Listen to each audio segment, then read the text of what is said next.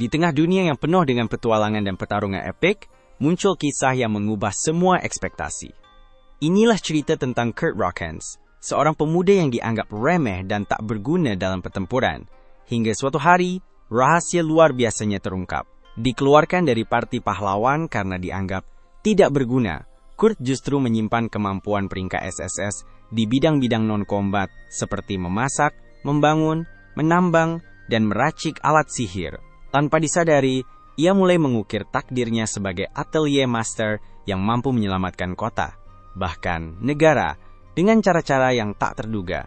Ada sebuah desa di pegunungan yang terus-menerus diserang oleh Fenrir peringkat S, jadi mereka menghabiskan semua tabungan mereka untuk menyewa kelompok peringkat S untuk mengalahkannya. Anggota Flaming Dragon Fang adalah beberapa petualang terkuat di dunia, masing-masing memiliki kekuatan unik. Tapi ada Kurt, yang cuma jago beres-beres, jadi dia sembunyi di balik tembok, biar tidak kena serangan. Tapi ternyata, Fenrir malah pertama kali menyerang Kurt pas datang, jadi dia terlempar jauh, dan anggota kelompok lainnya bersiap untuk bertarung. Golnova mesuruh Bandana untuk menahan Fenrir, jadi dia mengeluarkan kawatnya dan mengikat Fenrir itu. Fenrir itu pun terikat, dan anggota kelompok lainnya siap beraksi. Golnova kembali mesuruh Bandana untuk menahan Fenrir, jadi dia mengeluarkan kawatnya lagi dan mengikatnya. Tapi, sedetik kemudian, Fenrir menghantam punggungnya ke dinding. Biasanya, normalnya Bandana pasti terkapar, tapi untungnya ada Marlevis di tim mereka, jadi dia bisa sembuh dalam hitungan detik dan langsung kembali bekerja. Dia pakai pohon buat menahan dirinya di tanah, kasih kesempatan buat Golnova buat bidik kepala Fenrir, terus dia lompat dan nyalakan api pakai pedang sihirnya. Penduduk desa seneng banget Fenrir udah dikalahkan. Mereka sampai siapin pesta buat tim. Padahal desa mereka hampir bangkrut. Tapi Golnova benar-benar tidak suka sama makanan desa ini. Dia suruh Kurt buat masakin makanan yang layak buat dia. Dan Bandana minta dia buat bikin sesuatu yang spesial. Tapi hari ini tuh hari terakhir mereka bisa makan masakan Kurt. Kurt bingung maksudnya apa SIH. Terus dia nanya ke Golnova, dan Golnova bilang kalau mulai hari ini, Kurt dipecat. Kurt tidak ngerti kenapa dia dipecat, jadi dia tanya ke Golnova apa dia salah lakuin sesuatu. Tapi Golnova bilang masalahnya, karena Kurt tidak lakuin cukup banyak. Memang SIH, dia kerjain tugas-tugas buat kelompok, tapi selain itu, dia tidak guna banget di pertarungan. Dan kelompok cuma boleh punya 4 orang, jadi kalau mereka mau makin kuat, mereka harus ganti Kurt dengan penyihir kuat, atau paling tidak seseorang yang bisa bertarung. Kurt memohon-mohon biar dia bisa tetap ikut party NYE, tapi Golnova malah menendang perutnya karena dia udah muak dengerin keluhan Kurt. Mereka tidak mau ketemu dia lagi, dan itu keputusan final. Besoknya, Kurt pergi dari desa sendirian tanpa tahu mau kemana, dan dompetnya udah kosong kayak jurang. Akhirnya, Kurt sampai di kota, dan uangnya udah tinggal recehan terakhir, jadi dia benar-benar harus cari kerjaan baru secepatnya. Dia nemu agensi kerja sementara dan memutuskan untuk mencoba, jadi dia masuk dan disambut sama resepsionis. Resepsionisnya nanya apakah dia mau cari orang buat dipekerjakan atau cari kerjaan. Setelah Kurt bilang kalau dia kesini buat cari kerja, resepsionis kasih tahu dia kalau dia perlu menjalani wawancara dan tes kemampuan dulu. Pertama-tama, dia nanya info dasar kayak nama, umur, dan kota asalnya. Jadi Kurt cerita kalau namanya Kurt Rockhands. Umurnya 15 tahun, dan dia dari desa Hush di pegunungan Shin. Resepsionis tidak tahu kalau ada desa di gunung-gunung itu. Tapi lanjut aja, dia nanya tentang pengalaman kerja Kurt. Kurt cerita kalau dia pernah gabung sama Flaming Dragon Fang, tapi yang dia lakuin cuma kerjaan-kerjaan dasar aja, dan baru-baru ini dia dipecat. Resepsionis kaget dengar kalau Kurt pernah jadi bagian dari kelompok peringkat S, meskipun dia tidak banyak berbuat untuk mereka. Punya nama party di aplikasinya pasti bakal bantu dia dapat kerjaan baru.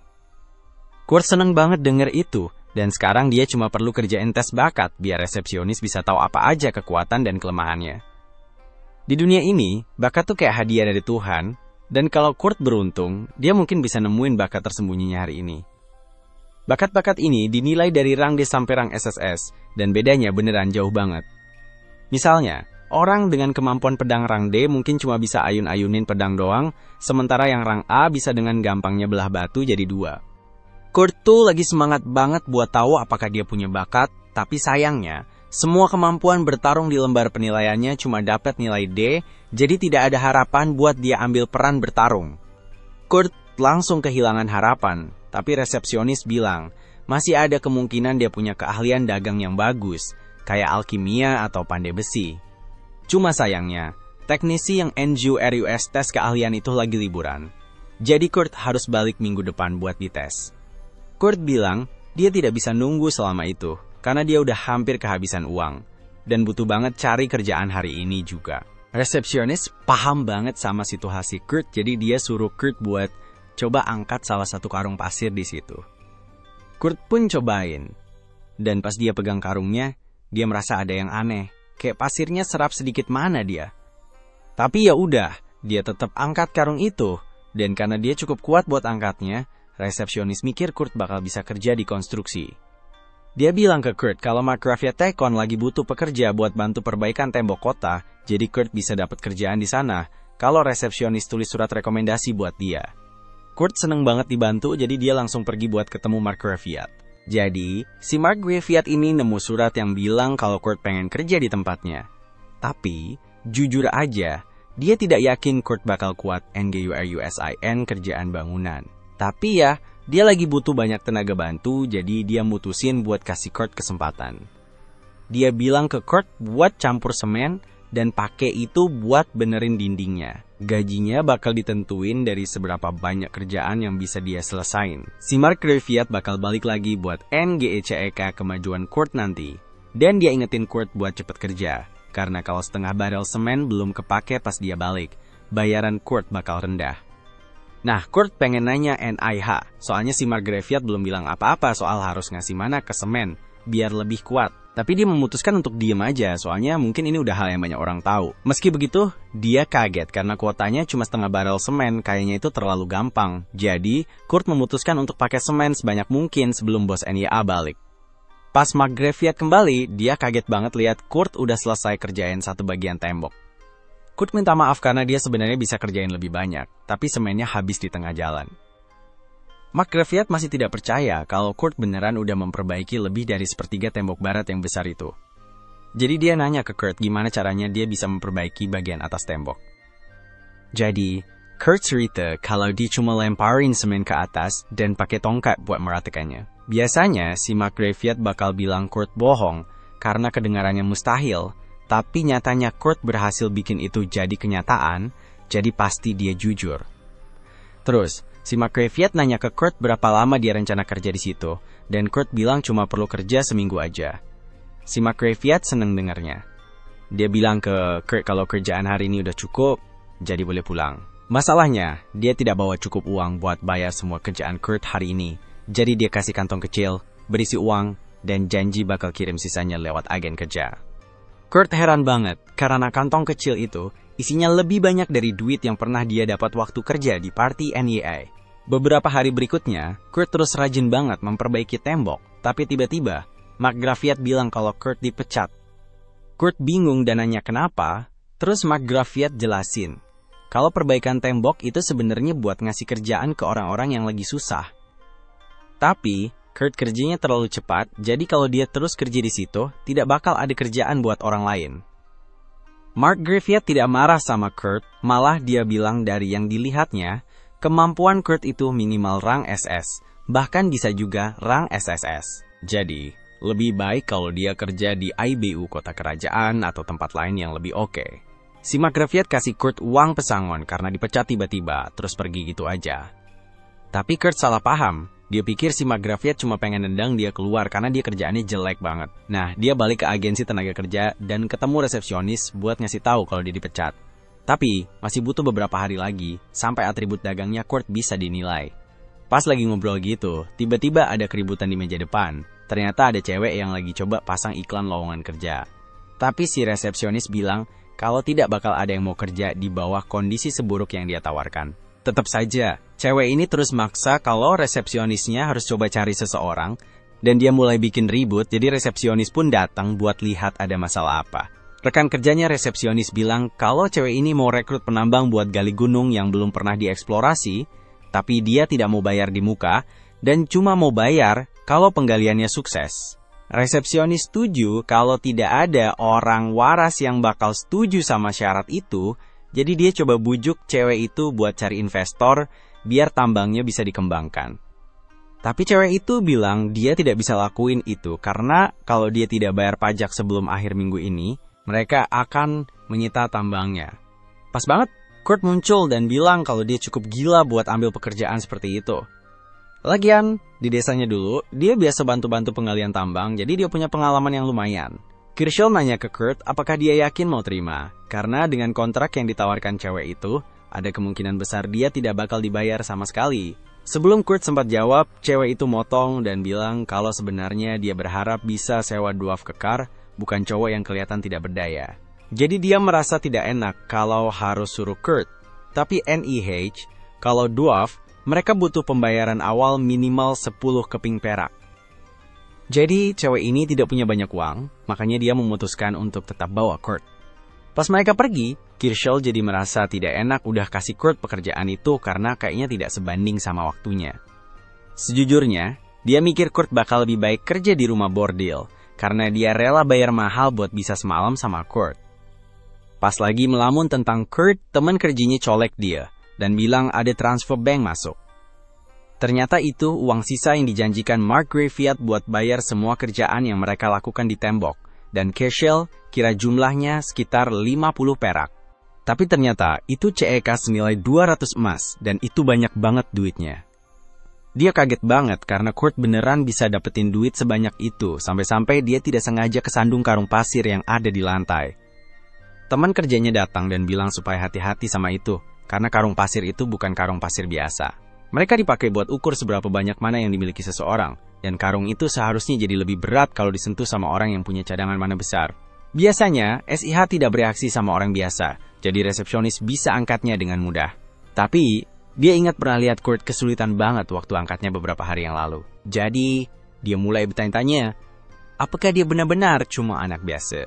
Sementara itu, Kurt dan Yulicia jalan masuk ke hutan buat sampai ke tempat campingnya. Tapi pas udah nyampe, Kurt rada khawatir karena cuma ada satu tenda. Yulicia bilang tendanya cukup besar buat mereka berdua tidur bareng. Tapi Kurt bilang dia tidak bakalan bisa tidur kalau bareng cewek. IMUT, kayak Yulicia. Setelah dengar Kurt bilang dia IMUT, Yulicia jadi kesal karena dia pikir Kurt cuma mau gombalin dia. Tapi Kurt bilang dia beneran mikir Yulicia itu IMUT. Akhirnya Yulicia sadar kalau Kurt serius, jadi dia santai aja dan kasih Kurt kentang buat makan malam. Ini cuma kentang rebus biasa, tapi karena udah lama banget tidak ada yang masakin buat Kurt, dia bener-bener menghargainya. Dia juga seneng banget karena Yulicia duduk makan bareng dia, soalnya Golnova, dan teman-teman dari Hero Party selalu tidak ngasih Kurt makan di ruangan yang sama dengan mereka. Malam itu, Kurt dan Yulicia pergi tidur, tapi Kurt susah banget tidur karena Yulicia tidur cuma pakai pakaian dalam. Dia tidak bisa tidur kalau kayak gitu, jadi dia memutuskan buat keluar tenda dan tidur di luar. Begitu Kurt keluar tenda, Yulicia buka matanya karena sebenarnya dia cuma pura-pura tidur. Dia sengaja tidur hanya dengan pakaian dalam untuk melihat apakah Kurt tipe orang yang akan berbuat jahat saat dia tidur, tapi sekarang dia tahu kalau Kurt orang baik. Keesokan paginya, Yulicia bangun dan keluar dari tenda. Dia melihat Kurt tidur di dekat pohon, dan dia merasa sedikit bersalah karena membuat Kurt tidur di luar. Tapi lalu dia menyadari kalau jaketnya sudah diperbaiki. Kurt segera bangun, jadi dia bertanya apakah Kurt yang memperbaiki jaketnya, dan Kurt mengiyakan. Yulicia kagum sama kemampuan menjahit Kurt, dan dia mulai bertanya-tanya apakah Kurt bakal jago menambang. Tapi sudah telat buat cari orang lain, jadi lebih baik mereka mulai bekerja. Kurt nanya ke Yulicia apakah dia udah nemu lokasi buat mulai nambang, tapi Yulicia cuma mau coba di tempat random dan berharap bisa nemu biji yang berharga. Kurt bilang kalau cara kayak gitu tidak bakal dapat apa-apa, dan kebetulan dia tahu cara yang lebih efektif. Dia ajak Yulicia ke suatu bagian gunung, dan setelah ngeliat-liat sebentar, dia nemu batu penuh dengan batu permata. Yulicia kaget banget dia bisa nemu secepat itu, tapi dalam hitungan menit, Kurt udah nemuin semua batu permata di bagian gunung itu. Yulicia hampir tidak percaya, karena kalau dia jual semua permata ini, dia bisa bayar utangnya. Tetapi Kurt bilang ke dia kalau dia tidak bisa jual batu-batu itu. Yulicia sadar kalau dia benar karena Kurt yang nemuin semuanya, jadi dia yang berhak dapat uangnya. Tapi sebenarnya bukan itu maksud Kurt. Dia cuma mau bilang kalau batu-batu itu bakal lebih berharga kalau dia ubah jadi kristal sihir dulu. Kurt benar soal itu, Tapi Yulisha bilang cuma ada 10 penyihir di seluruh kerajaan yang cukup jago buat ubah batu jadi kristal sihir. Tapi pas dia lagi ngomong gitu, Kurt malah udah selesai ubah satu batu jadi kristal sihir.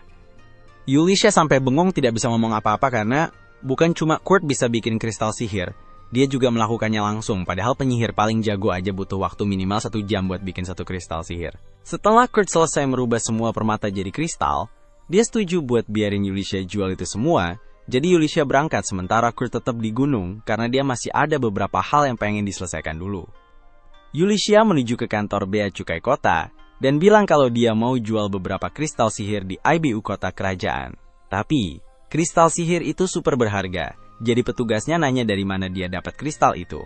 Tidak mungkin kan dia bakal percaya kalau Yulisha bilang ada anak random yang bikin kristal itu. Jadi dia nunjukin lambang keluarga kerajaan biar petugasnya tidak nanya-nanya lagi. Ini sebenarnya semacam trik karena dia udah lama tidak kerja buat keluarga kerajaan dan mereka cuma lupa ngambil lambangnya dari dia. Tapi ya, itu berhasil. Jadi petugas bea cukai ngasih izin dia buat pakai lingkaran teleportasi ke ibu kota. Begitu sampai di sana, dia langsung menuju ke toko teman lamanya. Dia bilang ke Mimiko kalau dia punya beberapa permata sihir buat dijual. Awalnya, Mimiko lihat-lihat dan kelihatan permata itu tidak terlalu berharga. Tapi setelah diperiksa lebih teliti, ternyata permata itu punya 10 kali lipat jumlah mana dari biasanya. Jadi, kristal ini bernilai 10 emas masing-masing. Yulisha sampai tidak bisa ngomong, karena Kurt ngasih dia 50 permata itu, jadi Mimiko dengan santainya nyodorin kantong, berisi 500 koin emas ke dia. Tapi sebelum Yulisha pergi, Mimiko punya 2 permintaan. Pertama, dia mau Yulisha janji cuma jual kristal-kristal kayak gini di toko ini aja, soalnya bakal kacau banget kalau kristal sekeren ini bisa beredar bebas tanpa aturan. Dan kedua, dia pengen tahu siapa yang bikin kristal-kristal ini. Yulisha setuju sama permintaan pertama, tapi dia bilang tidak bisa kasih tahu siapa pembuat kristalnya, karena harus minta izin dulu sama orangnya. Mimiko itu penyihir istana buat keluarga kerajaan, jadi dia coba pakai posisinya buat maksa Yulisha kasih tahu info tentang penyihir misterius itu. Tapi sekarang Yulisha udah tidak kerja buat keluarga kerajaan lagi, jadi dia tidak wajib nurut sama Mimiko. Mimiko sadar kalau dia tidak bakal bisa bujuk Yulisha buat kasih tahu info tentang Kurt, jadi dia minta Yulisha untuk setidaknya memastikan kalau Kurt tidak kabur ke negara lain. Dia juga pengen Yulisha ngasih tahu ke Kurt kalau dia setuju kerja buat keluarga kerajaan. Mimiko siap kasih gelar count dan akses penuh ke lab penelitian kerajaan, plus semua keuntungannya. Setelah itu, Yulisha pergi dari toko Mimiko. Dan besok paginya dia balik ke gunung buat ketemu Kurt. Tapi dia kaget banget menemukan kalau Kurt udah bikin rumah gede. Kemudian, Yulisha cerita kalau ada temennya yang mau ajak Kurt jadi penyihir kerajaan. Kalau dia terima, dia bakal diperlakukan kayak bangsawan gitu. Jadi, udah pasti dia dapat gaji bagus sama fasilitas-fasilitas enak. Tapi Kurt sedikit susah percaya kalau beneran dia dapat tawaran kerja yang keren banget itu. Yulisha meyakinkan dia kalau ini beneran serius. Terus dia nanya Kurt mau NGA Pain, tapi Kurt bilang dia mau nolak. Yulisha tidak bisa percaya Kurt bakal nolak, karena siapa SIH yang tidak mau jadi penyihir kerajaan kan?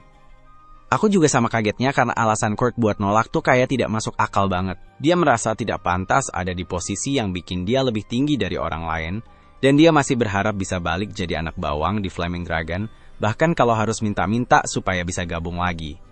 Ngomong-ngomong soal Flaming Dragon, mereka lagi dihajar sama monster pohon. Golnova tidak bisa pakai sihir apinya, entah kenapa, jadi dia minta Marlevis buat sembuhin dia. Marlevis sudah coba sembuhin dari tadi, tapi sihir penyembuhannya tidak bekerja kayak biasanya.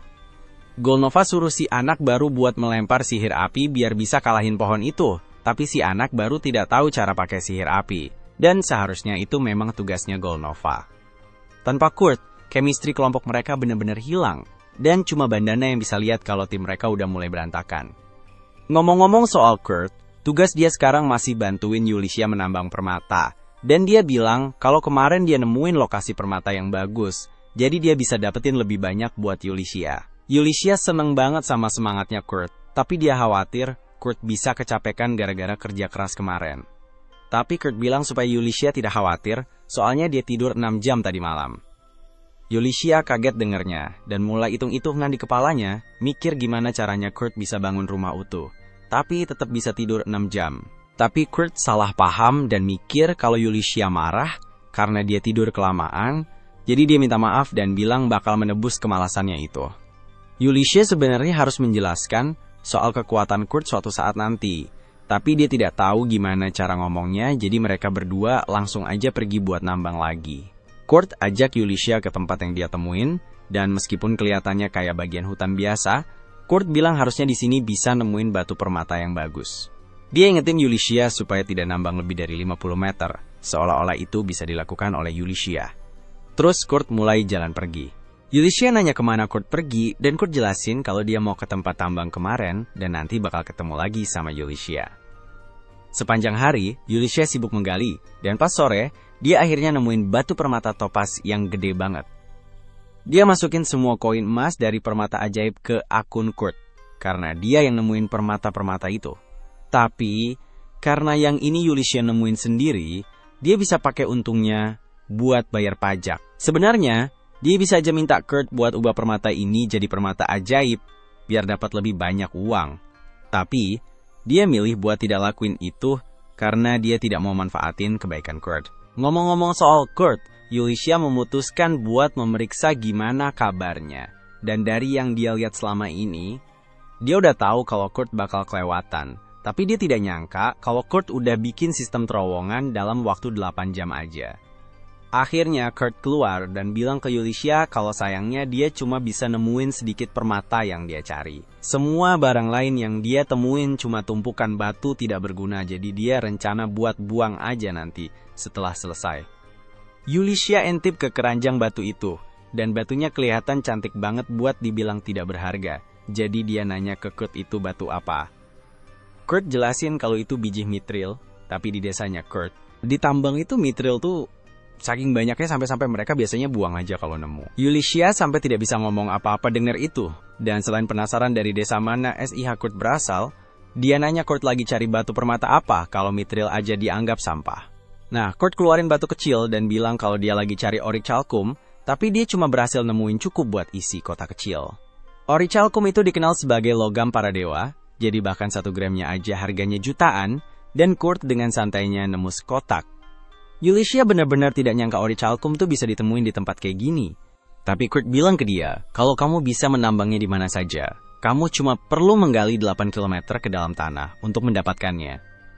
Yulicia merasa itu sudah cukup untuk hari ini, dan karena topas yang dia temukan bisa menutupi pajaknya, kontraknya dengan Kurt selesai. Jadi Kurt harus mulai cari kerja lagi, karena belum ada yang kasih tahu dia tentang gunung emas di rekening banknya.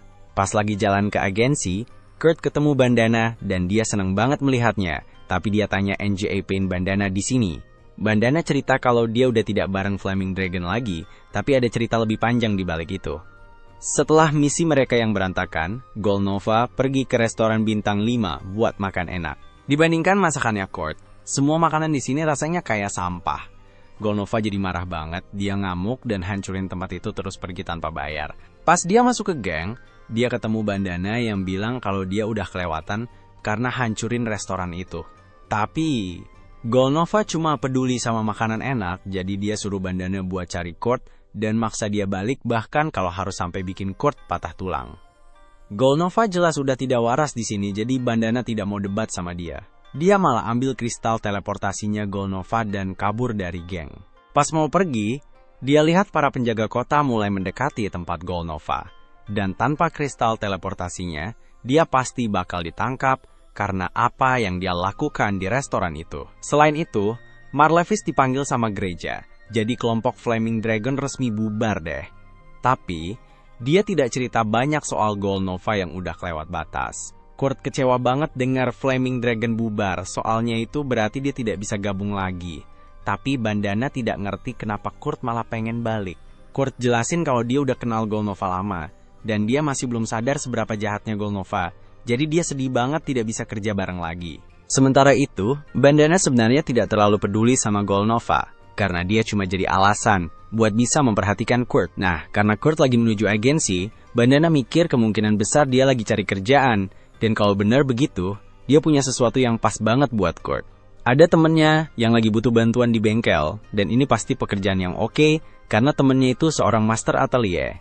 Di dunia ini cuma ada beberapa master atelier, dan mereka penting banget, pengaruhnya setara sama Viscount gitu. Bandana nanya ke Kurt, mau tidak dia terima pekerjaan itu. Dia bilang dia mau banget, jadi dia dikasih peta dan disuruh jalan. Akhirnya, Kurt sampai di bengkel Master Atelier, tapi dia sedikit bingung karena tempat ini kelihatannya kayak rumah biasa. Dia ketuk pintunya, dan seorang gadis elf kecil menjawab. Awalnya Kurt sedikit kaget karena dia tidak nyangka Master Atelier ternyata gadis kecil, tapi Michelle menjelaskan kalau dia sebenarnya asisten si Master. Terus, Kurt bilang kalau dia datang untuk kerja, dan Michelle senang banget denger itu, karena dia butuh semua bantuan yang bisa dia dapetin. Dia bawa Kurt ke dapur, dan begitu Kurt masuk, dia langsung mencium bau yang kayak dari peti mati. Michelle minta maaf karena tempat ini berantakan banget, tapi bosnya lagi sibuk banget bikin dia kerja terus, jadi belum sempat bersih-bersih. Pas banget, tiba-tiba bosnya manggil Michelle, jadi dia buru-buru pergi dan minta Kurt buat bantuin bersihin dapur. Kurt sedikit kecewa SIH, soalnya dia pikir bakal bisa bantu si bosnya langsung, tapi ya udah deh, kerjaan bersih-bersih juga gampang buat dia, jadi dia mulai aja. Setelah 30 menit, Kurt udah selesai bersihin dapur, tapi Michelle tidak bilang harus apain lagi. Jadi dia mulai jalan-jalan keliling cari Michelle. Di salah satu lorong, dia nemuin pintu, terus dia ketok-ketok deh, dan cewek di dalamnya bilang dia boleh masuk. Pas Kurt masuk, dia lihat cewek itu hampir tidak pakai baju di tempat tidurnya. Kurt jadi kaget dan minta maaf karena udah ganggu, tapi si cewek kayaknya tidak masalah Kurt lihat dia, kayak gitu. Kurt bilang kalau dia lagi cari Michelle, dan si cewek kasih tahu kalau Michelle ada di basement. Kurt mau pergi cari Michelle, tapi dia lihat ada tanda gelap di perut cewek itu. Dia tahu kalau itu semacam kutukan, jadi dia tanya ke cewek itu boleh tidak dia lihat lebih dekat. Cewek itu ngasih izin, jadi Kurt mendekat dan mulai meraba bagian yang kena kutukan. Luka kayak gini biasanya bikin organ di sekitar area yang kena bisa rusak, jadi pasti susah banget buat si cewek makan. Tapi, ternyata perutnya masih kosong, jadi Kurt menawarkan buat bikinin makanan. Sementara itu, Yulicia ketemu sama Mimiko buat ngobrol soal mithril dan orichalcum yang Kurt temuin. Kurt bahkan belum mengubah mereka jadi kristal sihir kali ini, dan nilainya udah lebih dari 50.000 koin emas, jadi Yulicia mulai khawatir. Dia nanya ke Mimiko apa yang bakal terjadi kalau orang-orang tahu soal kemampuan Kurt, dan skenario terbaik, Kurt bakal diculik dan dijadiin budak. Paling buruk, dia bakal dibunuh karena dianggap terlalu berbahaya. Mimiko nanya ke Yulicia apa rencananya buat Kurt. Dan sejauh ini, Yulicia lagi mikir buat jadiin dia seorang Master Atelier, jadi dia bakal punya kekuatan yang cukup biar tidak ada yang bisa rugiin dia. Terus, dia juga rencana buat jadi bodyguard NWA. Tapi, bikin Kurt setuju sama semua itu bakal susah. Dia tuh terlalu tidak peka buat nyadar seberapa hebat dia sebenarnya. Dan lebih parah lagi, dia selalu remehin dirinya sendiri. Jadi, Yulicia harus lakuin sesuatu sebelum Kurt bikin masalah. Sementara itu, Kurt baru aja selesai masak bubur buat cewek yang dia temuin tadi. Tiba-tiba aja, Michelle dan Master Atelier Ophelia muncul dari ruang bawah tanah. Mereka berdua kaget banget lihat dapur tidak kayak zona berbahaya lagi. Dan lebih kaget lagi karena Kurt bisa bersihin semuanya dalam waktu secepat itu. Ophelia lihat Kurt lagi masak bubur, jadi Kurt jelasin kalau ada cewek yang dia temuin di salah satu kamar bilang dia lapar. Ophelia kelihatan sedikit khawatir karena Kurt ketemu cewek itu, jadi dia minta Kurt janji buat tidak cerita ke siapa-siapa tentang cewek itu. Kurt janji, jadi Ophelia bilang dia bisa pulang buat hari ini, dan ngasih Kurt 3 koin perak. Kurt kaget karena dia dibayar banyak banget cuma buat bersihin dapur, tapi Ophelia bilang dia pantas dapat itu karena kerjanya keras dan minta dia balik lagi besok. Setelah beberapa saat, Ophelia menuju ke kamar si cewek dengan bubur yang Kurt buat untuknya. Dia ingetin si cewek kalau dia tidak boleh ketahuan orang lain. Tapi, ngomong-ngomong, Kurt kayaknya tidak bahaya, jadi Ophelia tidak terlalu khawatir, dia bakal bocorin rahasianya. Lise masih belum makan, jadi Ophelia minta dia tunggu sebentar, biar dia bisa tes buburnya terdapat racun atau tidak. Tapi, Lise bilang, tidak perlu repot-repot.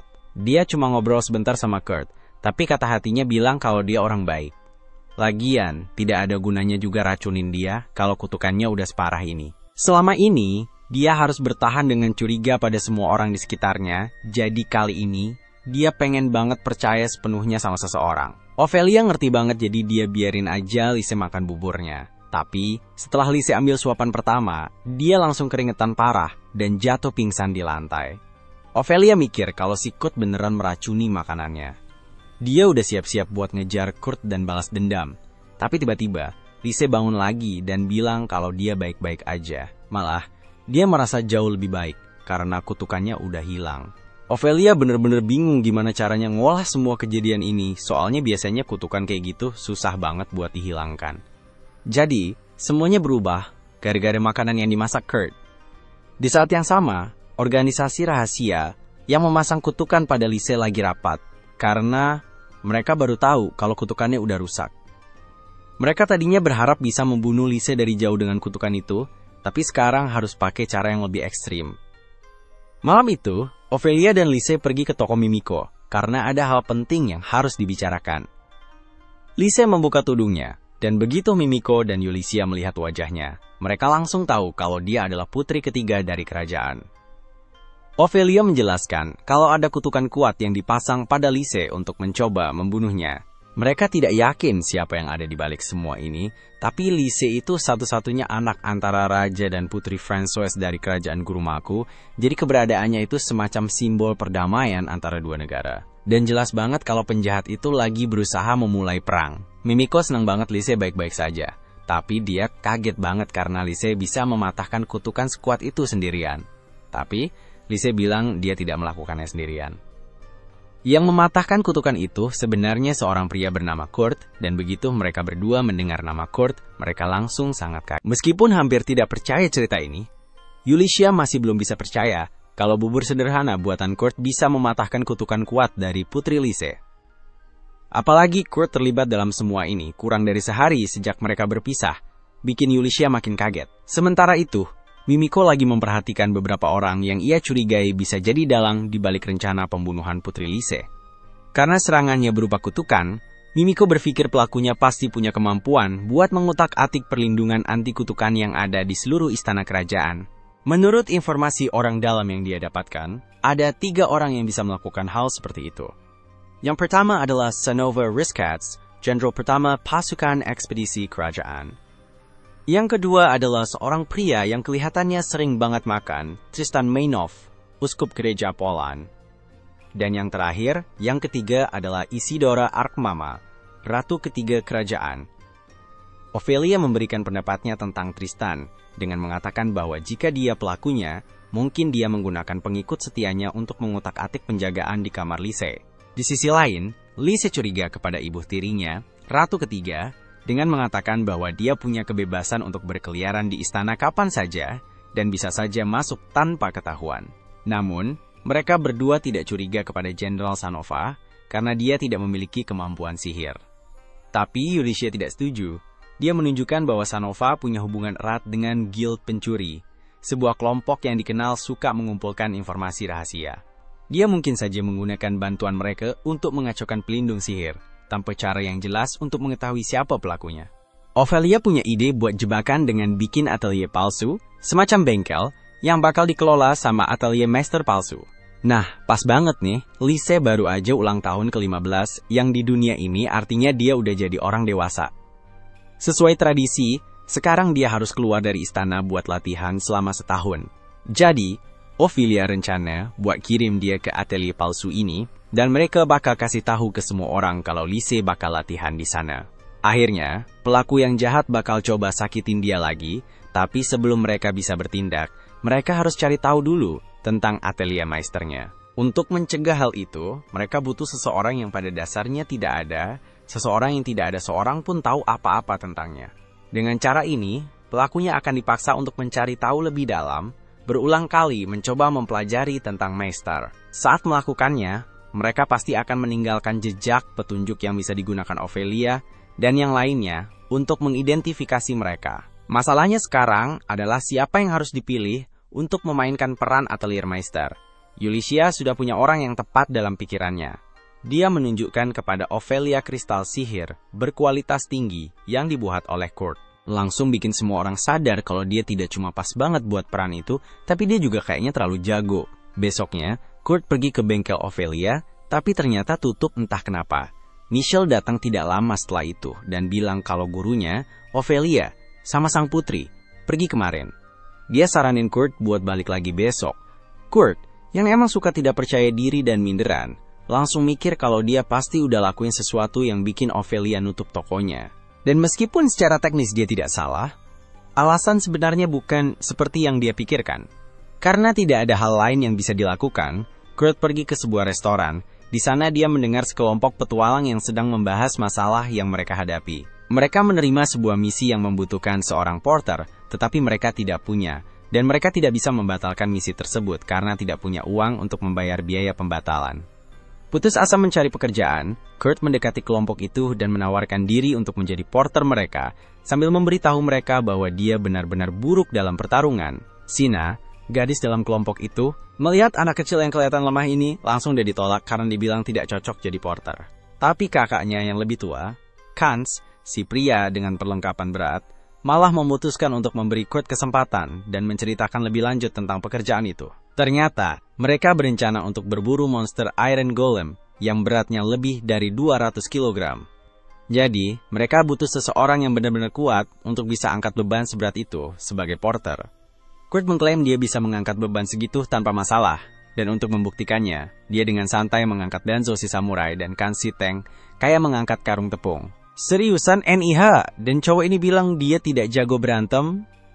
Bro ini beneran bisa angkat monster dan lempar ke langit. Pokoknya, aksi dia bikin orang-orang di restoran tepuk tangan dan dia dapat kerjaan jadi porter. Tidak lama kemudian, mereka berangkat. Dan di perjalanan, Kurt resmi dikenalin ke semua orang. Interaksi mereka yang baik dan ramah bikin dia kaget tapi senang. Dia belum pernah diperlakukan sehangat ini sebelumnya. Dan itu bikin dia semangat buat kasih yang terbaik. Akhirnya, mereka sampai di daerah tempat Iron Golem tinggal. Tapi sebelum terjadi hal yang serius, Kurt malah injek slime.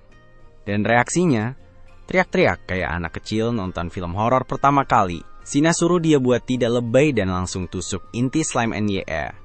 Tapi, kemampuan Kurt buat bertarung tuh parah banget, dia malah nusuk dirinya sendiri pakai pisau. Ini bikin Sina sadar kalau Kurt tidak cuma jelek dalam bertarung, dia parah banget. Akhirnya Sina yang beresin slime itu.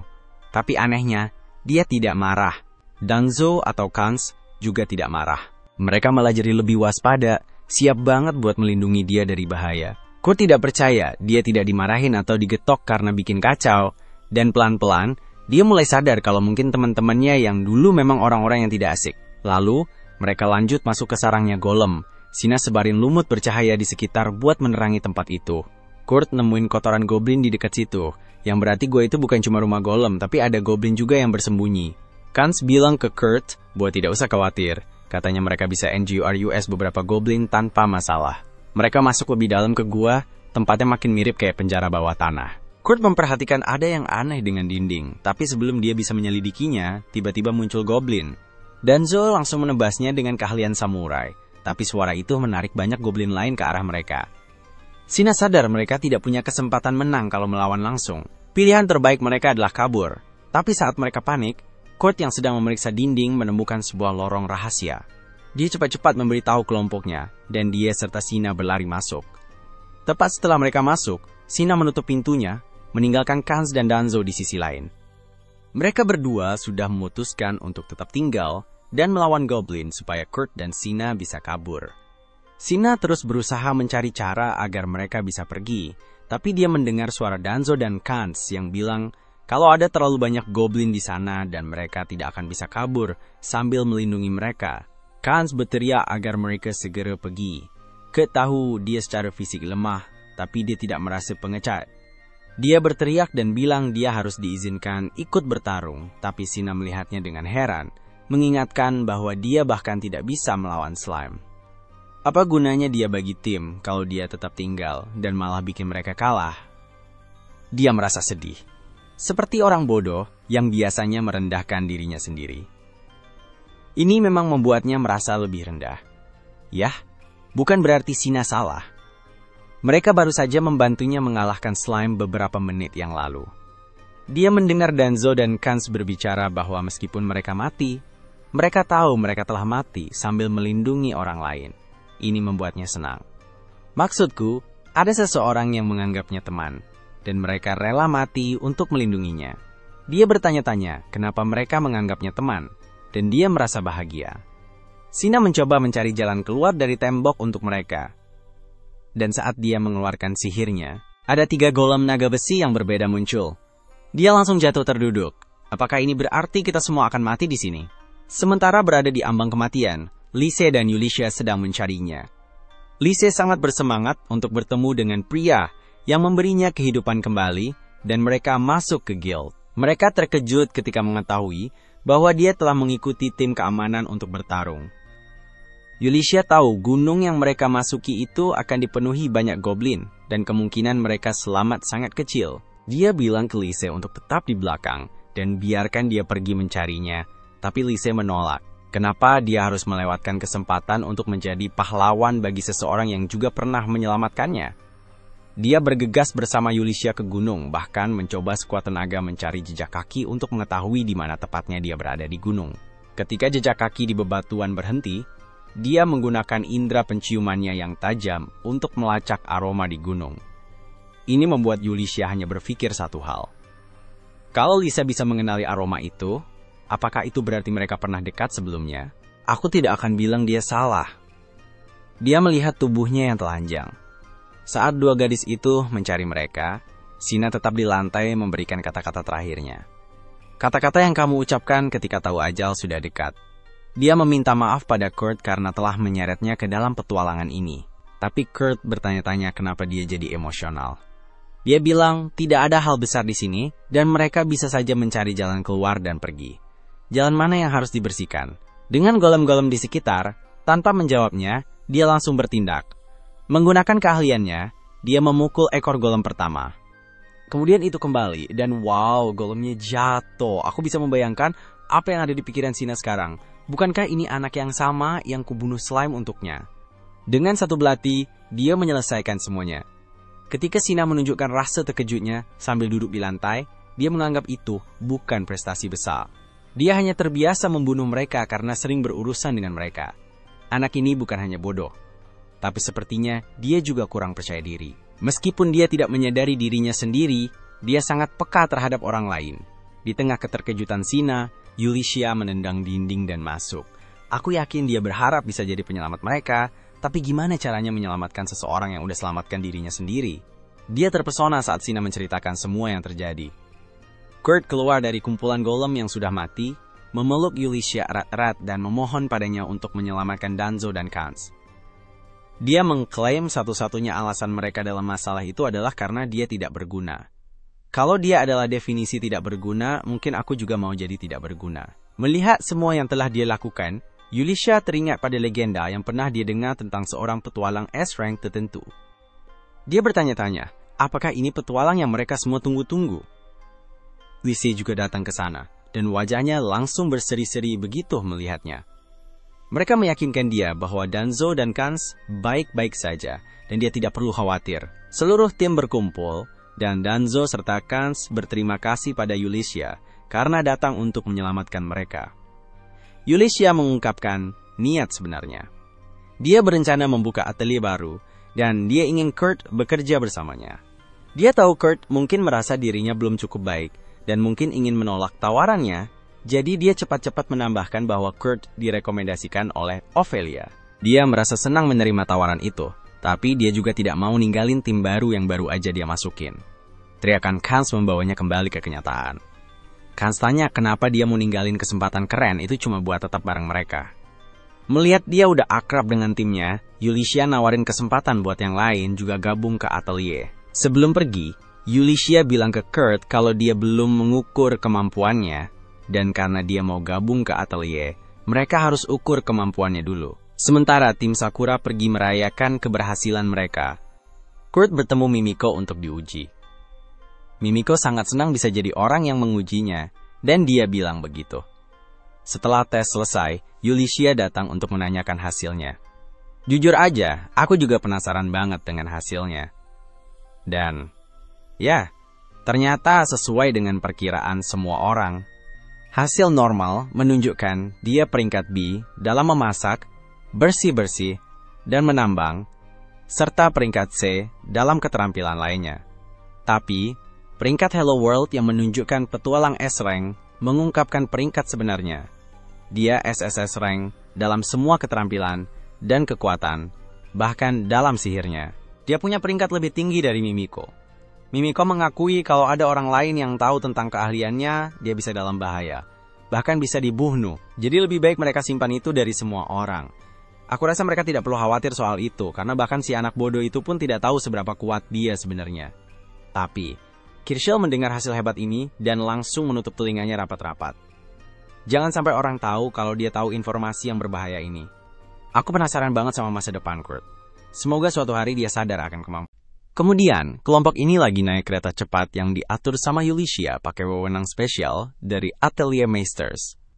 Sebenarnya mereka bisa aja pakai batu teleportasi, tapi kata Lise, kota yang mereka tuju itu tidak punya batu teleportasi karena emang letaknya jauh banget di perbatasan yang terpencil. Yulicia bilang, kota ini dulunya markas militer buat mengusir iblis yang tinggal di seberang perbatasan. Jadi, kota ini masih penting banget sebagai pertahanan depan kerajaan buat lawan iblis.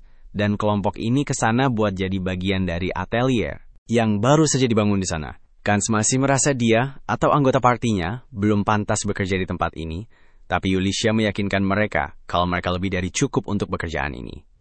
Sina terlihat sangat diam dan sedikit kesal, karena dia sebenarnya tidak sejalan dengan saudaranya dan Denzo, tapi dia tidak bilang apa-apa, karena dia tidak mau berpisah dengan kelompoknya. Lalu, Kans tanya tentang pemimpin atelier yang bakal mereka kerja di bawahnya, dan pertanyaan itu bikin Yulicia jadi gugup, karena ternyata pemimpin atelier itu palsu. Jadi dia jawabnya tidak jelas, kayak tidak menjawab apa-apa sama sekali. Sina mulai sadar kalau Yulicia selalu bertingkah aneh setiap kali mereka bahas soal Atelier Meister. Jadi, dia mulai curiga kalau Yulicia ada maksud tersembunyi. Tidak lama setelah itu, mereka sampai di kota. Pas lihat tembok kota, Kurt sadar kalau ini kota yang sama, di mana dia dulu kerja jadi tukang bangunan sebelum dipecat karena terlalu jago. Dia lihat kayaknya tidak ada perkembangan berarti sejak dia dipecat, tapi dia mikir mungkin para pekerjanya pakai cara lain yang butuh waktu lebih lama. Yulicia bawa teman-teman ke lokasi atelier, tapi ternyata cuma tanah kosong. Semua bingung. Yulicia jelasin kalau bangunannya bakal selesai sebentar lagi. Sambil nunggu, mereka bakal menginap di hotel dekat situ. Yulicia tidak mau buang waktu dengan suruh orang biasa buat bangun, jadi dia minta Kurt buat kerjainnya. Soalnya, Kurt bisa bikin apa aja dalam sehari. Tapi Kurt bilang, Yulicia terlalu melebih-lebihkan kemampuannya. Dia bilang, walaupun dia bisa bikin rumah kayu, bikin atelier dalam waktu singkat itu susah. Biasanya, bikin rumah dari nol itu butuh waktu berbulan-bulan. Tapi semua orang kaget banget pas Kurt bilang dia cuma butuh 3 hari buat bangun tempat kerja itu. Yulicia bilang ke Kurt supaya dia santai aja, dan janji kalau dia tidak akan marah atau apapun kalau lebih dari 3 hari. Dia minta Kurt buat kasih daftar bahan tambahan yang mungkin dibutuhin buat bangun tempat kerja itu sesuai keinginan dia, dan Kurt langsung nulis banyak barang di kertas, termasuk amethyst, sapphire, bulu griffin, semua yang super langka dan mahal. Tapi Yulicia setuju untuk mengambil barang-barang itu. Buat dia percaya aja sama dia. Sementara Sina makin curiga, mikir kenapa Kurt butuh barang-barang kayak gitu buat bangun sesuatu yang sederhana. Yulicia lihat Sina kelihatan kesal, tapi dia belum ngomong apa-apa dulu. Dia bawa yang lain ke hotel, ninggalin Kurt sendirian buat kerja bangunannya. Pas sampai di hotel, dia panggil semuanya buat rapat. Tapi sebelum Yulicia ngomong, Sina udah ngomong duluan. Kasih tahu semua orang kalau itu Kurt yang berhasil mengalahkan naga besi sendirian dengan mudah. Jadi dia ingin tahu dari Yulicia siapa Kurt itu dan apa yang Yulicia dan Lise rencanakan. Karena menjelaskan siapa Kurt itu bakal makan waktu lama, Yulicia memperkenalkan dirinya dulu sebagai petualang yang dulunya kerja langsung buat keluarga kerajaan. Dia juga kasih tahu kalau Lise itu adalah putri ketiga dari kerajaan ini, bikin semua orang kaget. Lise tidak jelasin kenapa dia sembunyiin identitasnya dari orang-orang, tapi dia minta grup itu untuk simpan rahasia ini. Karena mereka berdua orang penting, Sina kira kalau Kurt juga kayaknya dari keluarga kerajaan, tapi ternyata bukan. Walaupun Kurt bilang dia dari desa jauh, Yulicia udah bongkar semua berkas di kerajaan ini, dan tetap tidak nemu info apapun tentang dia. Yang dia tahu cuma Kurt tidak punya kemampuan bertarung sama sekali, tapi kemampuan non-bertarungnya luar biasa banget, semuanya peringkat SSS. Terus, Yulicia kasih tahu grup sesuatu yang lebih mengejutkan. Kurt bahkan tidak sadar kalau dia punya skill dewa kayak gini. Yang dia tahu cuma tidak terampil sama sekali. Jadi, mereka menyembunyikan pangkat aslinya dari dia, memberitahu dia kalau kemampuannya paling bagus cuma bireng. Dia juga bilang kalau dia mau menjadikan Kurt sebagai Atelier Meister, tapi itu masih rahasia buat dia. Sina bingung kenapa Yulicia menipu anak itu seperti itu, dan merasa Kurt harus tahu yang sebenarnya. Tapi Yulisha yakin, meskipun dia bilang yang sebenarnya ke Kurt, dia tidak akan percaya. Dia juga ingin menjaga keterampilan Kurt tetap rahasia untuk melindunginya dari orang-orang yang mungkin berniat buruk, yang mungkin mencoba memanfaatkan atau menyakitinya setelah menyadari betapa polosnya dia. Tapi, Sina merasa Yulisha sendiri yang memanfaatkan bakat Kurt, dan memohon pada saudaranya untuk membela Kurt juga. Kans menenangkan Sina dan terus mendengarkan apa yang Yulisha dan Lise katakan. Lise kemudian menceritakan latar belakangnya tentang bagaimana Kurt menghilangkan kutukannya hanya dengan memasak bubur untuknya. Dia juga mengungkapkan bahwa ada sekelompok orang yang mengincar nyawanya, dan itulah alasan mereka memilih kota pedesaan ini untuk tempat kerja mereka. Dan berharap akhirnya mereka bisa menangkap penjahat yang ada di balik layar. Mereka percaya kalau Kurt itu orangnya terlalu baik hati dan suka menolong siapa saja tanpa pikir panjang, makanya mereka enggan membebani dia dengan kebenaran. Karena semua alasan ini, Yulisha ingin melindungi Kurt dari dunia luar dan meminta Kans, Danzo, dan Sina untuk bekerja sama melindunginya, tentu saja sambil menjaga semuanya tetap rahasia. Danzo dan Kans sudah menganggap Kurt sebagai teman, jadi mereka setuju, sementara Sina masih ragu, karena baru sehari dia kenal Kurt, tapi ketika Yulisha mengungkapkan bahwa dia menanggung semua beban ini sendiri, setelah baru kenal Kurt selama 6 hari, Sina sadar situasinya serius dan memutuskan pergi. Katanya dia butuh waktu buat mikir. Dia balik ke lokasi dan kaget banget pas lihat Kurt udah gali dan siapin fondasi bangunan, padahal baru sejam lebih sedikit. Kurt terlihat santai aja, katanya itu biasa buat orang bireng kayak dia, padahal sebenarnya tidak ada bireng yang bisa kayak gitu. Sina juga tahu kalau di kampung halamannya Kurt, semua orang lebih cepat dari dia. Kurt ini merasa dirinya sedikit lambat, bikin Sina bingung banget dari mana asalnya orang ini. Karena merasa bersalah, Sina nanya ke Kurt apakah dia tidak kesal harus kerja keras buat orang lain. Tapi, Kurt bilang justru itu bikin dia senang dan merasa penting, apalagi sekarang teman-temannya menghargai dia. Dia cerita waktu dulu dianggap tidak berguna, dan dikeluarin dari grup petualangannya yang lama, jadi sekarang dia senang bisa nunjukin kalau dia berguna. Kata-katanya bikin Sina sadar kalau Kurt ini terlalu baik buat dunia ini, dan dia akhirnya ngerti kenapa Yulisha pengen melindungi dia. Pas pertemuan selesai, Danzo pergi ketemu wanita aneh. Ternyata dia sedang bertemu dengan seorang informan untuk mencari tahu siapa yang bikin berantakan petualangan mereka yang terakhir. Dia tahu tidak mungkin mereka dikirim ke dungeon dengan banyak monster tanpa ada yang salah. Ternyata, kecurigaannya benar. Sang informan memberitahu dia bahwa ada seorang pria bernama Bibinoke, yang juga dikenal sebagai pria dengan 1000 wajah, yang melakukannya. Sebagai bisnis, pria ini mengambil petualangan gila dan mencatatnya, bahkan sampai membujuk para petualang untuk mengambil misi tersebut. Dia menargetkan kelompok yang dia dibayar untuk dihancurkan, dan kali ini, kayaknya ada yang bayar dia buat merusak grup Sakura, makanya dia bikin petualangan itu. Danzo seneng banget sama informannya dan kasih bayaran, sementara Bibinoke yang mikir bakal mati, ternyata masih HIDUP. Danzo marah banget ada yang berani mikir kayak gitu tentang dia, jadi langsung kepikiran buat balas dendam. Jujur aja, Bibinoke juga pantas dapet itu. Di sisi lain, ada Bibinoke. Dia lagi di bar coba-coba deketin cewek, tapi ceweknya cuek banget. Kayaknya dia kurang menarik buat cewek itu, jadi aku ngerti kenapa ceweknya cuek. Dia pun duduk. Asal, karena satu-satunya alasan dia bangkrut sekarang adalah karena kelompok Sakura tidak mati di dungeon, dia tidak tahu bagaimana mereka bisa selamat, dan dia bahkan sudah diberitahu bahwa mereka sekarang bekerja di bawah Putri. Setiap bagian dari kesuksesan mereka membuatnya marah, tapi dia merasa terhibur dengan satu hal, yaitu fakta bahwa menjatuhkan mereka saat mereka bekerja untuk Sang Putri akan lebih menyenangkan. Tanpa dia ketahui, Danzo ada tepat di belakangnya. Danzo berkomentar dan bertanya apakah dia benar-benar bersemangat tentang kenyataan menjatuhkan kelompok itu, dan dia tersenyum. Ketika dia berbalik dan melihat Danzo, dia terkejut. Dia melompat dan mulai lari. Saat dia lari, informan pakai tali buat menjegalnya. Dia jatuh dan Danzo sampai ke dia. Dia coba minta ke Danzo, bilang kalau dia teman, dan tidak akan membahayakannya. Kalau apa yang dia lakukan ke mereka terakhir kali bukan membahayakan, aku pengen tahu apa arti bahaya. Tapi Danzo tidak peduli sama dia. Dia keluarkan pedangnya dan taruh di lehernya. Bahkan sebelum Danzo menyerang, orang itu sudah kaku di lantai. Aku tidak akan heran kalau dia mau ngompol. Danzo memperingatkan dia kalau dia tidak melihatnya sebagai teman. Tapi lain kali kalau dia coba serang temennya, dia bakal kena pedang itu. Danzo pergi, tapi si pengecut ini tetap di lantai.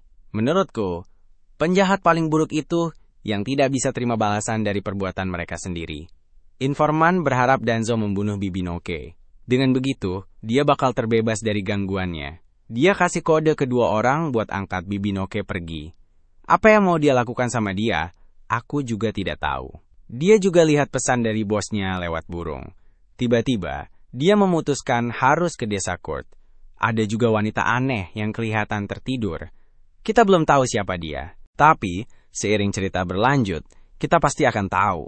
Kelompok itu kembali ke bengkel yang sedang dibangun Kurt. Dan apa yang mereka lihat benar-benar bikin kaget. Maksudmu tanah kosong yang ada 3 hari lalu sekarang jadi rumah besar ini? Aku belum pernah lihat. Pohon yang ditanam 3 hari lalu sudah berbuah. Setiap pohon, tanaman, dan buah yang ditanam Kurt sudah berbuah. Dan semua orang di sana melongo. Aku juga melongo. Lise dengan semangat bilang, itu akan jadi rumah besarnya bareng Kurt. Tapi Yulisha langsung ingetin dia kalau itu adalah tempat atelier, bukan rumahnya. Mereka masuk ke mansion, dan Kurt menyambut mereka. Dia minta maaf karena belum sempat bikin rencana buat sambut mereka dengan baik. Dan Yulisha dengan nada sinis bilang, kalau mereka juga tidak ada rencana buat lihat kejadian yang mereka lihat pas datang. Kurt ajak mereka keliling rumah. Dan lihat setiap ruangan di rumah itu, mereka shock banget. Terus dia bawa mereka ke sumber air, yang dia bikin pakai batu safir biar mereka tidak kekurangan air. Yulisha, meskipun dia kuat banget, tidak tahu gimana cara bikin kayak gitu. Jadi dia tanya, dan Kurt jelasin gimana dia melakukannya. Dia meyakinkan mereka kalau meskipun sering digunakan terus-menerus, mereka tidak akan kekurangan sumber daya itu selama setahun. Dia mengantar mereka ke kamar, dan Lise langsung lompat ke tempat tidur. Dia bilang tempat tidur itu terbuat dari bulu griffin, tapi Lise bilang baunya seperti Kurt, dan yang lain mencoba menahannya. Dia mengajak mereka ke bagian terakhir rumah, yaitu kantor kepala atelier. Dia bertanya ke Yulisha kapan kepala atelier akan bergabung dengan mereka, tapi dia tidak mau mengungkapkan kalau dia sebenarnya adalah kepala atelier, jadi dia bilang kepala atelier akan datang. Ketika mereka bertanya tentang kamarnya, dia bilang, karena dia cuma pembantu, dia akan menggunakan dapur untuk istirahat kalau butuh rehat. Mereka semua benar-benar bingung. Mereka teriak-teriak, minta dia untuk sementara pakai ruangan si pemilik atelier, sambil nunggu si pemilik balik. Dia tidak mau. Dan selama 2 jam penuh, mereka semua terus bujuk dia. Pas akhirnya dia mau tinggal di situ untuk sementara, mereka semua udah capek banget karena bujuk. Yulisha ingat kalau Lise masih bisa kena kutukan. Dia nanya apakah dia bisa pakai sihir buat usir kutukan di sekitar rumah, tapi dia tidak punya kekuatan itu. Untungnya, dia punya beberapa jimat yang dikasih sama Mimiko, jadi malam itu dia keliling rumah buat pasangin jimat-jimat itu. Dia memutuskan buat pasang banyak di sebelah kamar Lise buat jaga-jaga. Pas dia lagi pasang, Lise mikir kalau itu cowok impiannya, yang lagi menyelinap di kamarnya. Dia keluar dengan semangat, tapi kecewa pas lihat ternyata itu Yulisha. Yulisha juga kecewa, karena Lise kepikiran hal kayak gitu. Oke, ini kayak perang kecewa. Besoknya, Lise tampil menggoda dan ketemu Kurt di dapur, sambil pegang piring buat bantuin dia siapin makan. Pas Yulisha masuk, dia kecewa lagi. Kayaknya dia bakal sering kecewa deh. Yang lain bangun, dan mereka mencium aroma roti baru dipanggang. Kurt bikin oven di rumah buat sediain roti dan teh setiap hari. Dia bikin sarapan buat mereka, dan sambil mereka nikmatin setiap gigitan makanannya, mereka kaget kok dia tidak ada di meja. Yulisha tahu kalau dia lagi bersihin semua jimat yang dia tempel di dinding. Dia langsung lari buat menghentikannya, tapi dia udah bersihin semuanya kecuali satu yang sekarang lagi dia bersihin. Dia kaget karena Mimiko bilang jimat-jimat itu tidak bisa dibersihkan. Sekarang dia juga harus jelasin ke Kurt gimana jimat-jimat itu bisa ada di sana. Dia bohong kalau itu kerjaan para pelukis dinding, dan karakter utama kita yang polos percaya saja. Masalahnya sekarang adalah gimana caranya melindungi Lise dari kutukan sampai Mimiko datang, yang baru akan tiba beberapa hari. Di sisi lain, Tristan, si uskup yang doyan makan, mengusir Marlevis dari gereja Poland. Alasannya, kelompok petualangannya udah sering gagal dan bikin keributan. Lebih parah lagi, pemimpin kelompoknya, Golnova, sekarang jadi penjahat. Tristan tidak bisa membiarkan orang yang terhubung dengan kelompok terkenal buruk itu tetap di gereja Polan. Marlevis memohon dengan sangat ke Tristan, mengakui kalau dia pernah pakai sihir petir di restoran. Tapi, katanya, dia cuma mau menghukum pemiliknya karena makanannya tidak enak. Jelas banget, wanita ini tidak sadar udah jadi kayak begitu. Tristan sendiri udah habis kesabaran dengan tingkahnya. Tapi, karena Marlevis adalah penyihir kuat dan aset berharga buat gereja, Tristan ngasih dia satu kesempatan terakhir buat balik. Syaratnya simpel, kalau dia berhasil menyelesaikan tugas dari Tristan, dia janji bakal kasih pangkat pendeta ke dia. Dia tuang segelas anggur dari kerajaan musuh yang melawan Poland dan minta Marlevis minum. Dan karena percaya, dia minum. Tristan senyum kayak iblis. Kelihatan semua gigi emasnya. Setelah minum anggur itu, Marlevis setuju sama tugasnya. Dan dengan suara yang jahat, Tristan nyuruh dia bantu gereja buat bunuh putri ketiga, Lise. Marlevis kaget banget. Dia sama sekali nggak mau terlibat dalam aksi jahat dan pengkhianatan kayak gitu. Tapi udah terlambat. Anggur yang dia minum ternyata kena kutukan, sama seperti kutukan yang dulu bikin hidup Lise menderita, sampai akhirnya diselamatin Kurt dengan sup ajaibnya. Marlevis jatuh berlutut kesakitan, dan dengerin Tristan ngasih tahu kebenarannya. Sekarang dia kena kutukan. Tubuhnya bakal nolak semua makanan kecuali air, dan dalam sebulan dia bakal mati kelaparan. Cuma Tristan yang bisa ngilangin kutukan itu, dan dia bilang kalau Marlevis mau hidup, dia harus nurut. Merasa dikhianati dan terjebak, Marlevis terpaksa nurut sama kemauannya, dan dia jadi sosok yang kita lihat tadi, nggak sadar di dalam lingkaran sihir, tergeletak nggak berdaya di depan Raja Iblis. Ada petunjuk menyeramkan kalau Tristan mungkin adalah Iblis atau Raja Iblis itu sendiri. Dia teler, Yulicia penasaran, kenapa musuh berhenti mengejar Lise atau mencoba mengutuknya lagi. Dia curiga kalau musuh belum menemukan lokasi mereka, atau mungkin sudah mencoba, tapi gagal, karena masakan Kurt terus-menerus menetralisir kutukan itu. Setelah pertanyaan itu terjawab, dia beralih fokus ke kekhawatiran berikutnya, Mimiko, yang sudah sampai di kota bareng Ophelia, dan sekarang sibuk pasang banyak jebakan buat melacak musuh, sementara Kurt menyajikan makanan. Dibilang santai, kalau Lise sekarang nggak perlu takut kena kutukan lagi. Soalnya, seluruh mansion sekarang kayak jadi perisai raksasa yang bisa memantulkan kutukan balik ke yang ngasih. Tapi, karena Kurt gak mau nyakitin orang, alih-alih memantulkan kutukan dengan keras, mantranya bikin penyerang jadi bersinar. Begitu Kurt selesai jelasin, ada musuh yang sembunyi di bayangan, coba kasih kutukan terkuat ke Lise, tapi langsung aja jadi bersinar kayak lampu LED. Yulicia pergi untuk menyampaikan info baru ini ke Mimiko. Sementara itu, Kurt ngajak Lise buat jalan-jalan, belanja, dan menikmati kota. Bukan karena Kurt butuh beli baju atau apa, tapi dia sadar kalau sejak Lise datang, dia belum pernah keluar rumah. Kurt pengen Lise bisa bersenang-senang sedikit. Meski Lise pengen banget pergi sama Kurt, dia bilang nggak mau. Tapi dia nggak kasih tahu kalau sebenarnya itu karena nggak aman buat dia, untuk dia keluar. Sementara itu, di tembok kota, Jenderal Allwright merasa sangat khawatir ketika melihat kabut tebal perlahan mendekati kota mereka. Dia curiga kalau serangan monster akan segera terjadi, dan dia berbagi kekhawatirannya dengan bawahannya, Generik, yang mencoba menenangkannya dengan mengatakan kalau tembok mereka sekarang jauh lebih kuat dan tinggi. Di sisi lain, Mimiko, Ophelia, dan Yulicia sedang melacak penyihir jahat yang mencoba mengutuk Lise sebelumnya, tapi sayangnya mereka tidak bisa mendapatkan informasi apapun darinya, karena dia sudah dibunuh oleh teman-temannya sendiri. Ophelia lebih tertarik sama kemampuan Kurt, soalnya penyihir yang sudah mati itu masih bersinar terang sampai sekarang. Dia mikir kalau orang sehebat Kurt gabung sama misi mereka, musuh bisa ketemu dalam sehari. Tapi, Yulicia tetap tidak mau bawa Kurt ke dalam masalah berbahaya ini, jadi mereka putuskan buat urus sendiri.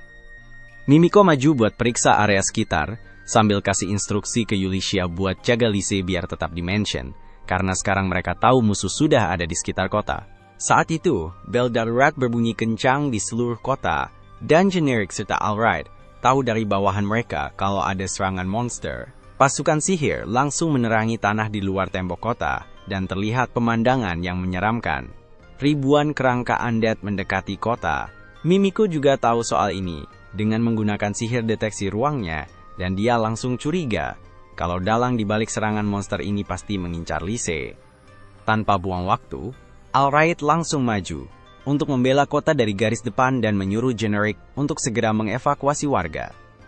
Generic ingin bertarung bersama All-Right, berpikir kalau peluang mereka untuk selamat bakal lebih besar kalau mereka semua berdiri bersama melawan para kerangka. Tapi sebelum mereka bisa bersiap, para kerangka tiba-tiba mulai berjalan lurus ke arah tembok dan menghilang begitu saja.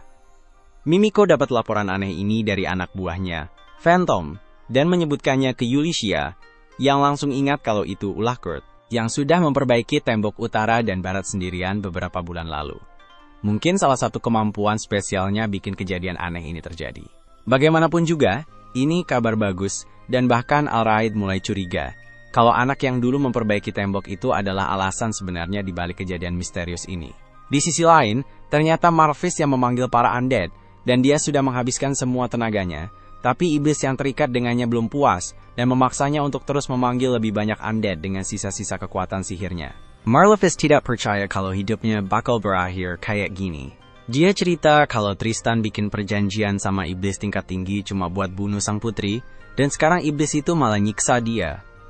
Iblis itu maksa Marlevis buat terus-terusan manggil makhluk undead di dalam reruntuhan hutan dekat kota perbatasan. Setelah manggil 2 atau 3 kerangka aja, energi sihir Marlevis udah habis, tapi iblisnya masih belum puas.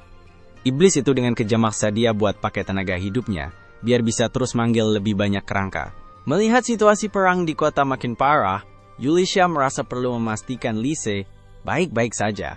Dia balik ke bengkel buat periksa Kurt dan Lise. Dia kasih tahu apa yang dia dengar soal serangan di kota dan cerita kalau monster-monster itu tiba-tiba hilang begitu nyentuh tembok. Dia kata sesuatu yang sangat mengejutkan, bahkan para ksatria juga kaget. Tapi tebak siapa yang gak kaget? Ya tebakanmu benar, Kurt. Dia bilang itu hal biasa di kotanya, dan gak perlu dibesar-besarkan. Setelah mikirin apa yang Kurt bilang, Ulysses dapat ide sempurna buat lindungi kotanya. Dia ingat semua batu kristal yang Kurt dapatkan sebelumnya, dan sadar kalau bisa dipakai buat mengalihkan perhatian monster dari sumbernya. Dia bilang ke Kurt buat tetap di tempat kerja sama Lise.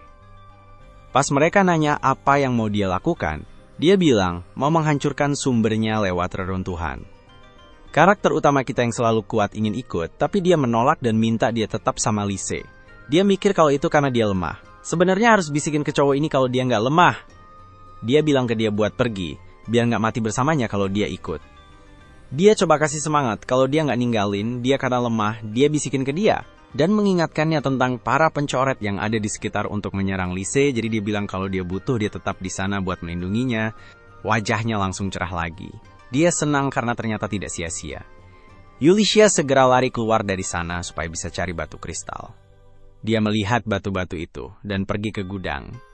Kemudian dia bertemu Jenderal All-Right, jadi All-Right langsung mengenalinya. Setelah saling sapa, dia memperkenalkan Mimiko dan Lady Ophelia. Mengetahui siapa Ophelia, All-Right menyadari kalau sang putri ada di kota mereka.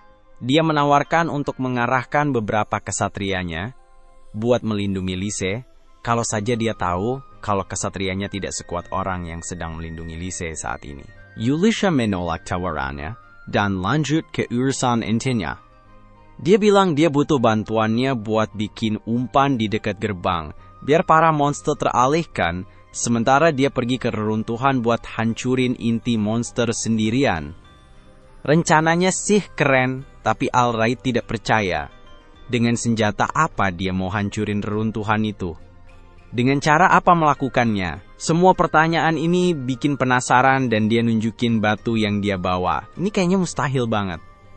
Oh, tidak, dia teriak. Aku tidak bisa biarin kamu ngelakuin itu dan bunuh diri. Tapi dia tetap yakin kalau rencananya bakal berhasil dan dia harus melakukan bagiannya.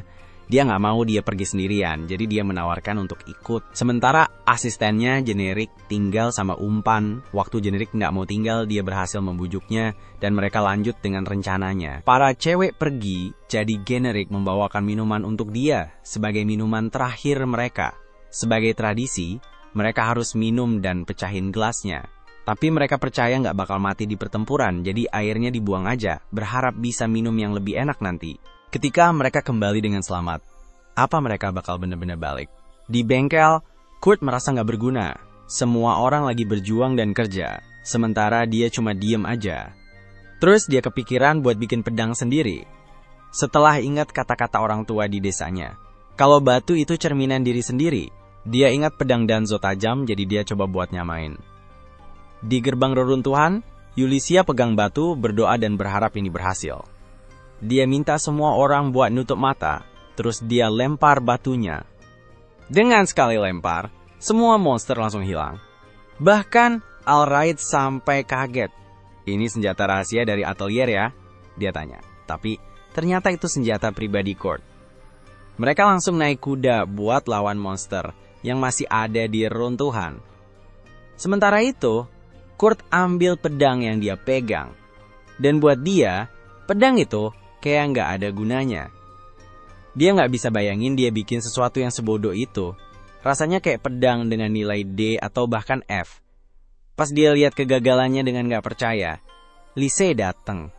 Pas dia lihat benda itu keren banget, kelihatan bagus, dan ketika dia dengar benda itu bisa pakai sihir, dia jadi makin tertarik.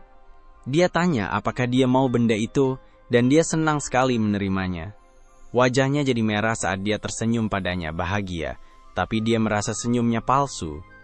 Dia tahu ada yang salah dengan dirinya, dan dia ketakutan. Dia memutuskan untuk langsung bertanya, dan ternyata benar. Dia mengungkapkan ada seseorang yang ingin membunuhnya, dan dia adalah alasan kenapa dia dan Yulicia gelisah.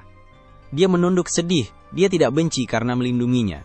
Dia hanya sedih karena tidak bisa menyelamatkannya. Dia ingat Golnova sedang mencoret-coret di reruntuhan di barat, jadi dia mengira Yulicia benar-benar mengejar para pencoret di reruntuhan itu.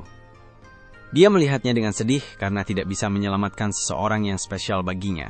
Dia bahkan tidak tahu kalau dia spesial baginya. Lise lagi seneng banget. Tapi, dia langsung kecewa pas dia bilang kalau dia bukan satu-satunya yang spesial buat Kurt, karena semua orang di party Sakura itu spesial. Setelah merasa maksud sebenarnya, dia ngaku kalau dia juga merasa putus asa karena merasa nggak berguna. Karena mereka berdua sama-sama merasa nggak berguna, dia ngajak buat cari cara biar bisa berguna. Dia bilang mereka harus pergi ke reruntuhan di barat. Ada monster di 8 jalan di kota, tapi dia bilang mereka harus cari jalan sendiri. Dia bahkan bisa bayangin cara keluar dari yang kelihatannya nggak ada jalan. Sementara itu, di reruntuhan, Yulicia mundur. Karena merasa ada sesuatu yang buruk bakal terjadi.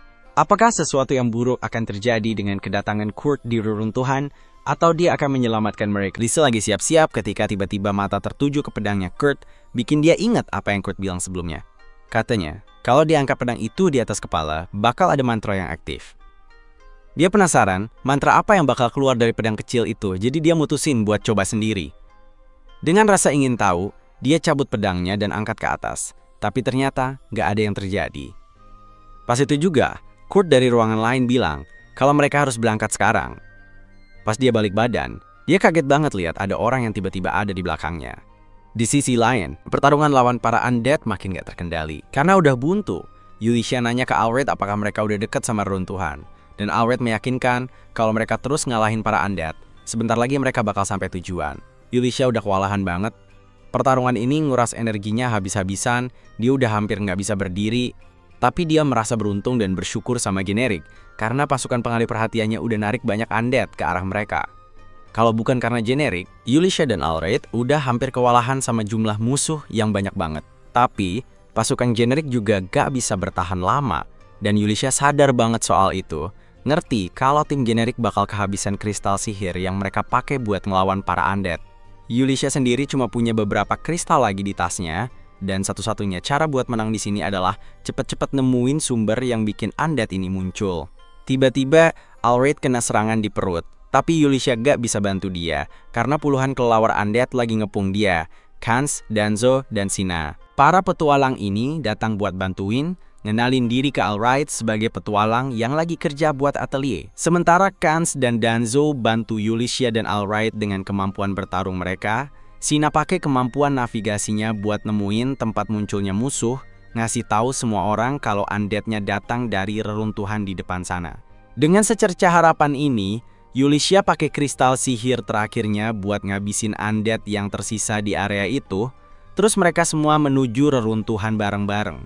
Dia kasih Alright sebotol sup buatan Kurt, dan begitu diminum, luka-luka Alright langsung sembuh seketika. Mungkin mereka nggak seharusnya buang-buang item cheat kayak gini di awal, soalnya beberapa detik kemudian gelombang undead lain muncul dari gerbang reruntuhan. Kali ini, Kans dan Danzo maju berani buat lawan para undead itu. Dan yang lain ngikutin mereka, siap tempur lagi. Setelah beres sama undead, mereka masuk ke dalam reruntuhan, langsung tebas monster-monster yang ngadang. Sementara itu, Marlevis udah kehilangan harapan buat selamat. Dia tahu kalau si Raja Iblis terus-terusan nyedot kekuatan hidupnya kayak gini, dia gak bakal bisa lihat cahaya lagi. Tapi bisa NGA Pain dong. Dia lemah banget sampai gak bisa ngomong buat dirinya sendiri di depan Raja Iblis yang menakutkan ini. Raja Iblis ketawa, terhibur sama penderitaannya, tapi senyumnya hilang pas dia tahu lewat sihir pengintaiannya kalau manusia lagi pakai kristal sihir khusus yang bisa ngancurin semua undead di sekitarnya. Dia juga lihat kelompok Yulissia mendekat dan kagum lihat manusia bisa bertarung sekuat itu. Dia bilang betapa bosannya dia cuma duduk-duduk di sini berjam-jam, jadi dia mutusin buat hadapin kelompok Yulissia langsung, berharap bisa dapetin hiburan dari situ. Grupnya, Yulissia masuk ke lorong, terus tiba-tiba muncul kerangka-kerangka dari tanah. Mereka curiga ini tempat munculnya monster, jadi langsung pakai kristal sihir buat ngalahin kerangka-kerangka itu. Tapi ternyata, pertarungan sebenarnya baru mulai soalnya Raja Iblis muncul di depan mereka sambil senyum jahat. Sekali lihat aja, Yulissia udah tahu kalau ini Raja Iblis, tapi dia sembunyiin rasa takutnya di balik senyuman sok percaya diri. Dia bilang ke Alraid kalau mereka cuma perlu ngalahin iblis ini buat ngakhirin para undead selamanya. Yulissia maju dengan cepat buat ngasih serangan pertama pakai batu ajaibnya Kurtz tepat di muka Raja Iblis. Tapi si Raja Iblis malah gak kenapa-kenapa. Dia bilang dengan santai kalau dia gak kena luka beneran karena dia punya nyawa yang tak terbatas. Yulissia mikir si Raja Iblis cuma bohong, dan Alraid juga gitu, langsung nebas si Iblis pakai pedangnya buat buktiin kalau dia gak bohong. Si Raja Iblis malah gak berusaha buat menghindar, dia biarin aja kena serangan. Iblis itu ditusuk langsung di perut, tapi lukanya langsung sembuh, bikin mereka sadar kalau dia benar-benar gak bisa dikalahin. Tapi yang sebenarnya terjadi, Iblis ini diam-diam nyedot kekuatan hidupnya Marlevis buat isi ulang power dan energinya. Si Raja Iblis nunjukin ke Yulissia dan Alraid gimana kabar teman-teman mereka di luar, sambil bilang kalau semua usaha mereka bakal sia-sia karena dia bisa terus bikin undead tanpa henti. Dia manggil 2 raksasa undead gede banget, bilang mereka kuat banget buat hancurin gerbang kota. Dan dengan nada mengancam, dia bilang kalau raksasa itu bakal segera nginjek tim petualang yang ada di pintu masuk. Provokasinya bikin Yulissia dan Alraid naik darah, dan tanpa ragu, mereka langsung nyerang dia. Yulissia nusuk jantung si Iblis, dan Alraid motong kepalanya dengan serangan yang pas banget. Tapi semua itu sia-sia. Si Raja Iblis dengan santai ngambil kepalanya yang udah putus, dan pasang lagi di bahunya, sambil senyum sinis. Dia bilang dia bakal bawa Lysse keluar kota dan menghancurkannya di depan mereka, cuma buat lihat wajah mereka hancur karena putus asa. Marlevis tahu satu-satunya cara buat bertahan HIDUP adalah dengan menghapus lingkaran sihir yang menjebaknya, tapi dia udah gak punya tenaga buat ngapa NGA Pain. Lemah dan gak berdaya, dia bilang betapa laparnya dia dan memohon sama dewa-dewa biar bisa ngerasain masakan rumahan Kurt sekali lagi sebelum nyawanya diambil. Di saat itu, dia dengar suara Kurt. NGERA itu cuma halusinasi di detik-detik terakhir sebelum dia meninggal. Tapi pas dia lihat ke atas, tanah mulai retak terbuka. Dan yang bikin dia kaget, Kurt dan Lysse muncul. Ternyata mereka ngebongkar jalan ke sini lewat bawah tanah buat ngindarin zombie. Kurt kaget lihat Marlevis, tapi dia diam aja. Ngeliat Putri Lysse bareng Kurt, Marlevis mikir kalau Kurt udah tahu dia terlibat dalam percobaan pembunuhan Lysse, dan dia kesini buat ngomongin biar Marlevis gak ngelakuin hal jahat itu. Lysse nanya ke Kurt kalau dia tahu Marlevis, dan Kurt cerita soal masa lalu mereka di kelompok petualangan yang sama, ngenalin dia sebagai suster dari gereja. Marlevis langsung ngebenerin, bilang dia udah dikeluarin dan bukan suster lagi. Kurt akhirnya mikir dikit, sadar kalau Marlevis ngeburu nyawa Lysse. Tapi terus langsung kehabisan akal dan mikir kalau Marlevis mau nyakitin Lysse gara-gara kesal dikeluarin dari gereja. Naif banget SIH dia. Dan Marlevis bahkan gak repot-repot jelasin situasi sebenarnya yang dihadapi. Di sisi lain, Lysse cepet banget nyambungin semuanya dan sadar kalau USKUP Tristan itu dalang sebenarnya di balik semua ini. Kurt masih bersikap santai. NG omelin Marlevis kayak cowok yang gak marah sama sekali, cuma bilang kalau dia gak seharusnya nyoba nyakitin Lysse. Terus dia nanya Yulissia di mana, bingung kenapa dia belum muncul juga, karena dia kira Yulissia bakal sampai duluan dari dia. Marlevis bilang ke dia kalau Yulissia ada di lantai atas, tapi sengaja nggak nyebutin kalau Yulicia lagi berantem sama Raja Iblis.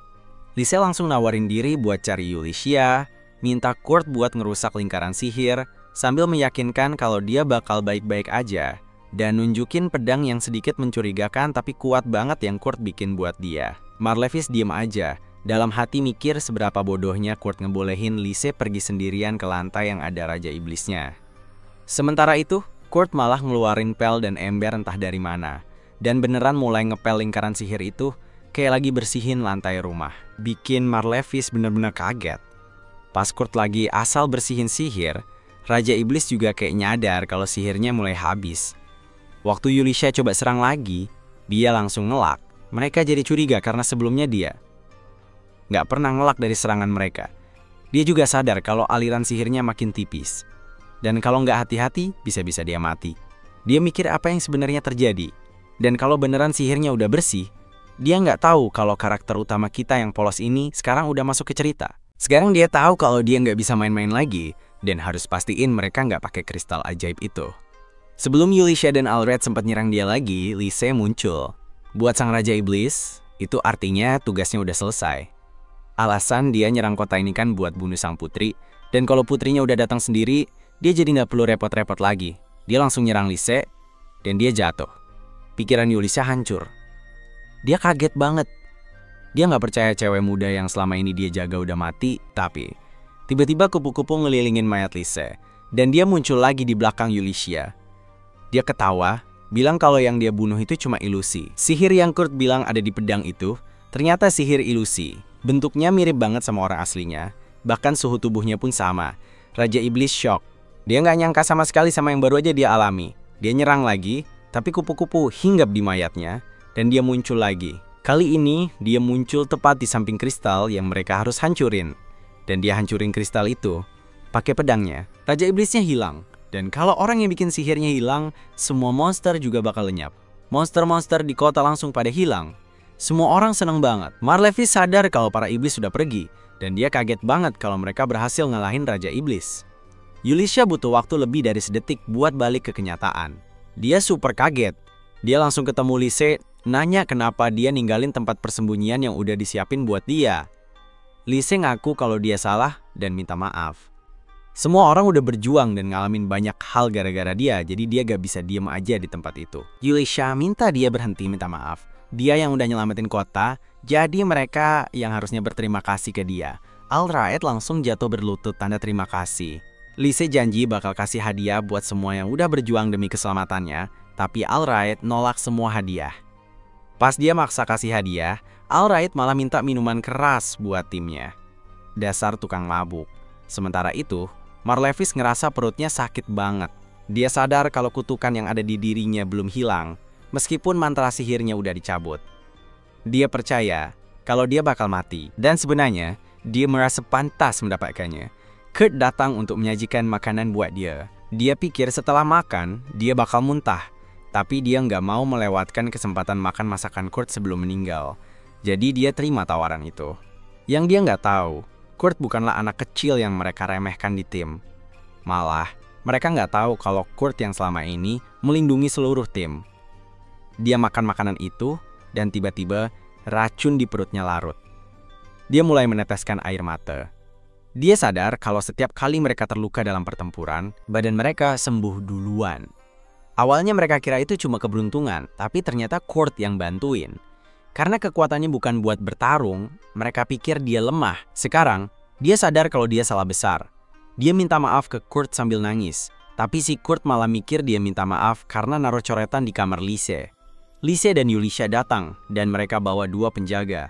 Penjaga itu datang buat nangkep Marlevis, dan Kurt teriak biar dia dilepas, padahal dia juga nggak peduli banget.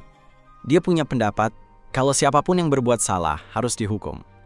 Jadi, pas Marlevis nanya apakah dia sebenarnya minta supaya dia dibebasin, dia bilang enggak, dan malah bilang bakal bawain makanan ke penjara. Dia pergi ketemu Lise buat memastikan dia baik-baik aja. Lise meyakinkan dia kalau dia baik-baik aja, dan Yulicia NG liatin dia sambil senyum sendiri. Dia gak nyangka kalau 2 anak itu yang sebenarnya udah nyelamatin hidupnya hari itu. Dia akhirnya mikir kalau mereka memang benar-benar seorang master atelier yang hebat dan seorang putri yang hebat. Dia pergi buat ketemu mereka. Dan mereka NJAJAK dia balik ke atelier. Mereka gandeng tangan dia. Dan dia ngerasa beruntung banget. Mereka ketawa, nanya apakah dia senang karena ada 2 cewek cantik yang gandeng tangannya.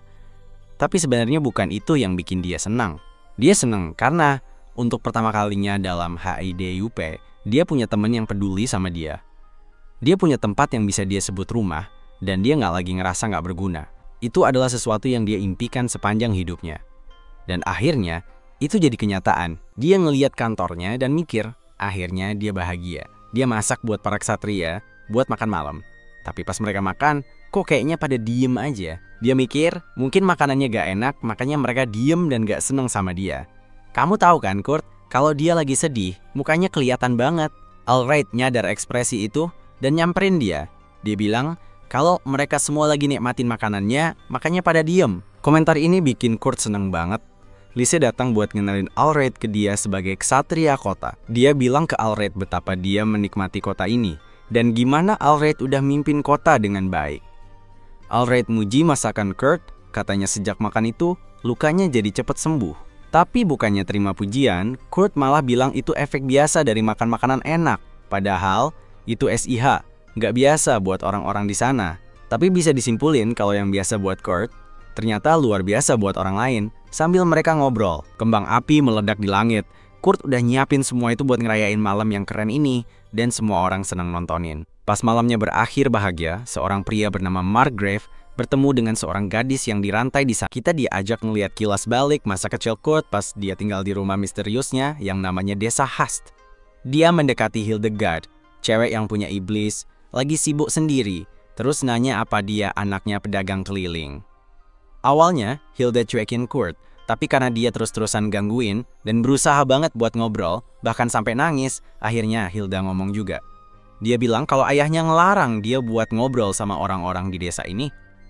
Ternyata, ayahnya Hilda ngerasa penduduk desa ini agak aneh, dan kalau Hilda sampai berinteraksi sama mereka, dia khawatir Hilda bakal kebawa sama keanehan mereka.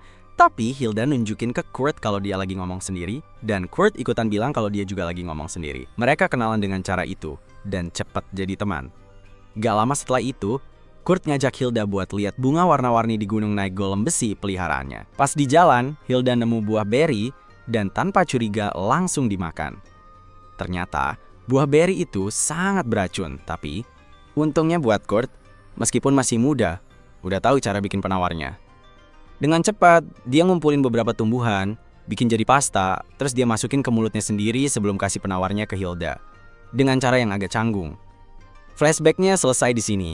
Dan ternyata Kurt lagi nonton memori masa kecilnya, yang udah 10 tahun lalu, dalam mimpinya saat naik kereta bareng Yulicia dan kelompok petualang. Mereka lagi menuju ke desa yang minta bantuan mereka. Dan begitu sampai, mereka dengerin masalahnya dari kepala desa, yang kasih tahu mereka tentang kekeringan mendadak yang bikin sungai mereka kering.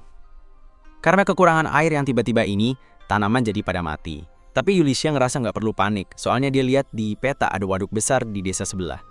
Dia periksa detailnya, dan ternyata aliran air waduk itu juga nyambung ke desa ini.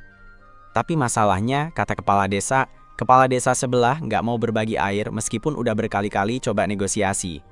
Dan itulah kenapa kepala desa minta bantuan dari otoritas kuat yang dia yakin dimiliki oleh Atelier. Berharap dengan kemampuan mereka bisa bikin desa sebelah mau berbagi air. Setelah ngobrol sama kepala desa soal masalah ini, Yulicia balik ke tempat grupnya. Tapi ketemu Danzo yang bilang kalau yang lain udah naik bukit.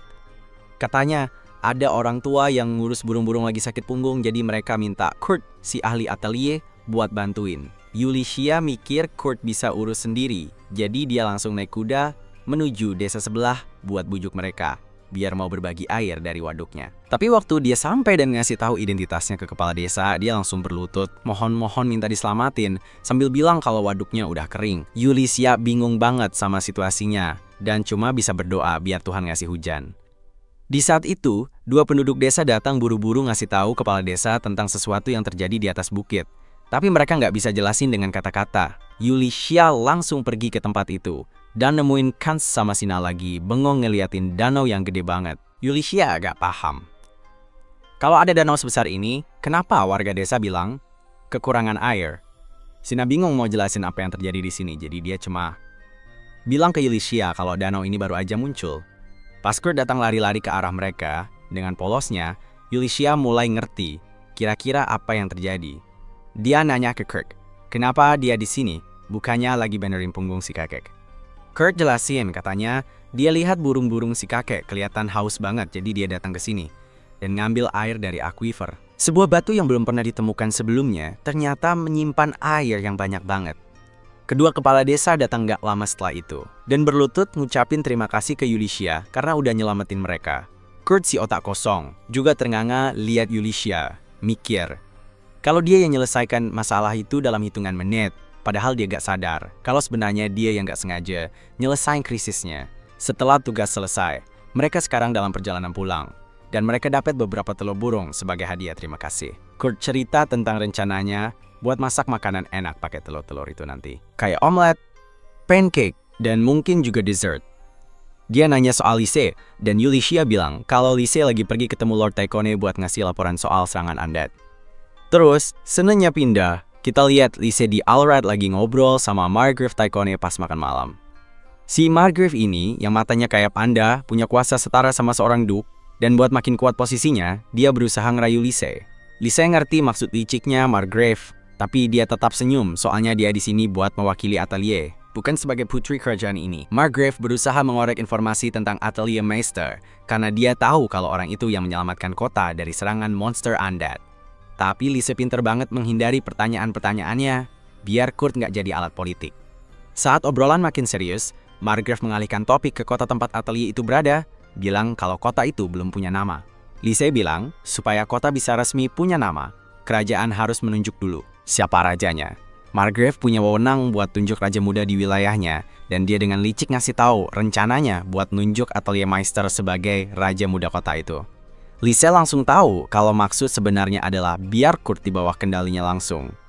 Tapi karena Kurt sendiri belum tahu kalau dia adalah Atelier Meister, Lise nggak bisa biar ini terjadi. Jadi dia bilang ke Margrave kalau hal sepenting ini nggak bisa dia putusin sendiri. Margrave curiga sama respon Lise, apalagi karena dia itu juga seorang putri dan perwakilan resmi dari Atelier. Dia bilang kalau dia berharap Lise punya sedikit otoritas kalau nggak seluruhnya buat keputusan kayak gini.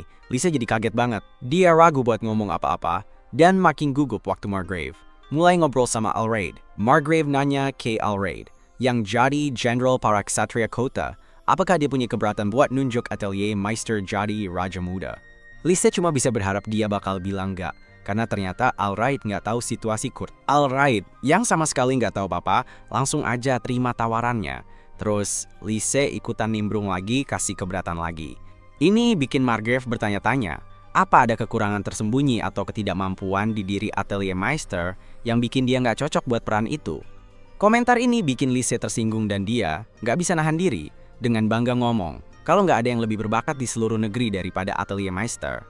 Dia terlalu muji Kurt, ngasih Margrave semua konfirmasi yang dia butuhin. Dengan senyum sinis, dia bilang, kalau Atelier Meister pasti bakal ditunjuk jadi raja muda. Lise balik ke Atelier bawa kabar heboh. Kabar yang bikin semua orang jadi kacau. Ulysses khawatir mereka mungkin harus nunjukin Kurt ke semua orang sebagai Atelier Master. Yang jelas itu gak mungkin, karena Kurt sendiri juga gak tahu dia itu Atelier Master. Dia ngusulin buat cari orang lain buat pura-pura jadi Atelier Master, biar masalahnya cepat kelar, tapi itu gak bisa dilakukan karena semua ksatria udah pernah ketemu Kurt. Mereka tahu identitas aslinya. Jadi siapa yang bakal percaya kalau mereka bawa pengganti yang gak sebaik atau sekuat dia? Awalnya, Lise setuju sama usul Ulysses, tapi pas dia mikirin kalau milih orang lain buat pura-pura, jadi dia bakal berarti mengganti kekasihnya, dia langsung teriak-teriak kalau dia gak bakal ngizinin. Gak ada orang lain yang bisa kayak Kurt di kota itu, bahkan di dunia itu. Dia nanya di mana Kurt, dan Ulysses bercanda bilang kalau dia lagi ngurus anak. Tunggu, ini berarti kekasihnya punya anak yang bukan anaknya. Dia teriak-teriak kalau meskipun ada anak yang bukan anaknya, dia bakal adopsi dan didik anak itu. Emang rada berlebihan, tapi dia tahu banget kalau dia tuh putri dan punya kekuatan buat lakuin apa aja yang dia mau. Ulysses cuma ngeledek dia. Kurt sebenarnya gak punya anak, tapi dia lagi sibuk ngerawat telur yang mereka dapat dari kota yang mereka kunjungi, karena telur itu bakal menetas sebentar lagi. Tahu kalau Kurt gak pernah ngelakuin hal yang kecil atau sepele, Ulysses jadi khawatir. Telur ini bakal jadi apa sih nantinya? Kekhawatiran dia ternyata benar karena Kurt tiba-tiba teriak manggil nama mereka, ngasih tahu kalau telurnya udah menetas. Di tempat lain, Mimiko lagi capek banget ngurusin banyak laporan di mejanya. Dia ngeluh ke Lady Ophelia yang bilang kalau Mimiko kelihatan kayak mau kehilangan kendali. Ngomongin soal kerjaan di mejanya, Ophelia ngasih tahu kalau Uskup Tristan udah dibunuh dan jasadnya udah ditemukan. Dia nyaranin kalau mungkin Uskup Tristan dibunuh sama gereja Poland yang pengen ada yang disalahin atas kegagalan memanggil Raja Iblis. Dia nanya ke Mimiko mau ngapain sekarang. Tentang masalah Marleves, apakah dia mau ngebunuhnya? Walaupun Mimiko pengen banget ngebunuh Marleves, dia tahu kalau Kurt udah bilang ke Marleves kalau dia bakal ngunjungin dia di penjara, jadi ngebunuh Marleves bisa bikin Kurt marah. Untung buat Marleves. Ya, bud. Setidaknya hubungan yang dulu dia anggap sepele sekarang malah jadi penyelamat hidupnya. Ngomong-ngomong soal Kurt, Mimiko dapat surat yang bikin dia kaget. Telur yang ditetaskan Kurt ternyata jadi anak perempuan. Lise dan Yulicia sangat kaget saat melihat itu. Dan dia terlalu bingung buat mikirin itu. Dia ngadain pertemuan sama semua orang. Dan anak kecil ini duduk di pangkuan Kurt sambil nyentuh pipinya dan manggil dia papa. Padahal anak ini baru aja menetas, tapi udah kelihatan kayak anak umur 3 tahun. Yulicia ngingetin Kurt, kalau gak mungkin anak bisa keluar dari telur dan bilang kalau anak itu monster. Sayangnya, dia butuh Kurt buat kasih anak itu ke dia. Pas Kurt nanya mau diapain anak itu, Yulicia bilang dia bakal bunuh anak itu. Kurt gak mau melepaskan. Dia gak percaya anak yang polos itu bisa bunuh olehnya. Dia menarik anak itu menjauh darinya, tapi dia memohon bahwa dia akan bertanggung jawab atas bayi itu. Dia menolak mengizinkannya. Namun, anak itu melihatnya dan menyentuh pipinya, memanggilnya mama. Dia langsung luluh, membayangkan masa depannya dengan Kurt, dengan anak itu sebagai putri pertama mereka. Seolah-olah Lise tahu apa yang dia pikirkan, dia membawanya kembali ke kenyataan dan berkata bahwa anak itu bukan anaknya dengan Kurt. Dia bersikeras bahwa dia tidak berpikir anak itu miliknya, dan Lise menarik anak itu dari tangannya. Pas si anak sampai ke tangannya, dia sentuh pipinya dan manggil dia mama juga. Dia jadi terharu, terus Lise jatuhin anak itu, dan Sina langsung angkat dia. Anak itu panggil Sina kakak. Pas Sina lagi bangga sama panggilan baru itu, Lise datang mau dipanggil mama lagi. Untuk kedua kalinya, Kans juga bilang ke Yulicia kalau nggak ada alasan buat ngebunuh anak itu, karena menurut dia, kalau mereka latih anak itu dengan baik, meskipun dia jahat, mereka bisa bikin dia jadi baik. Yulicia nggak punya pilihan lain selain sedain setuju. Lise lagi mikirin nama buat bayinya. Dia usul, karena bayi itu manggil dia mama, dia pengen kasih nama yang gabungan dari namanya sama Kurt. Jadi dia pilih nama Kururi. Tapi Yulicia nggak setuju. Soalnya, bayi itu manggil dia mama juga, jadi dia pikir mau kasih nama Yukuri. Mereka jadi ribut dan berantem sampai suara mereka bangunin bayi aneh ini. Bayinya nanya, kenapa mereka berantem? Dia pegang tangan mereka dan semua jadi tenang. Akhirnya mereka mutusin gak peduli lagi perdebatan masalah nama bayi itu. Melihat gimana si bayi bikin tim jadi lebih hidup, semua orang senang ada di dekatnya, Kurt jadi sadar kalau bayi ini bisa jadi titik yang menyatukan mereka semua. Jadi dia usulin buat namain bayi itu Akuri, yang artinya area. Nama itu diterima dengan baik sama yang lain. Dan anak itu langsung senang dengan nama barunya. Walaupun momennya bahagia, Yulicia tetap curiga sama anak yang aneh ini. Dia kirim rambut dan air liur si bayi ke Mimiko buat dites, karena dia mau putusin apa yang bakal dia lakuin sama anak itu. Besoknya, Kurt bikin kamar buat si bayi di rumah. Akuri seneng banget. Tapi, buat Yulicia, ruangan itu bukan cuma ruangan biasa, lebih kayak ruangan. Dia bikin ruangan itu tanpa jendela, biar si cewek nggak bisa kabur. Terus ada sihir juga kalau si anak beneran jahat. Sebagai langkah hati-hati lainnya, Yulicia juga pastiin Lise dan Akuri nggak ketemu. Setidaknya sampai dia dapat kabar dari Mimiko tentang anak aneh itu. Dia punya urusan yang harus diberesin sama Kurt, jadi dia ngajak Kurt buat pergi. Akuri pengen ikut, tapi mereka bilang dia nggak bisa. Kurt minta Sina jagain bayinya sampai mereka balik. Di perjalanan, dia bilang ke Kurt kalau mereka harus cepat-cepat beresin urusan mereka. Jadi mereka bakal balik ke Akuri. Tiba-tiba dia denger suara bayi dari kereta. Dia tanya Kurt apa dia juga dengar suara itu, dan waktu Kurt bilang, iya, dia langsung ke kereta buat lihat. Dia kaget banget ngelihat Akuri ada di kereta. Mereka mikir mungkin Akuri kabur dan ngikutin mereka. Mereka gak bisa bawa Akuri dalam perjalanan, karena orang-orang di rumah bakal khawatir. Jadi, mereka harus balikin Akuri ke rumah. Tapi, mereka gak punya cukup waktu buat itu.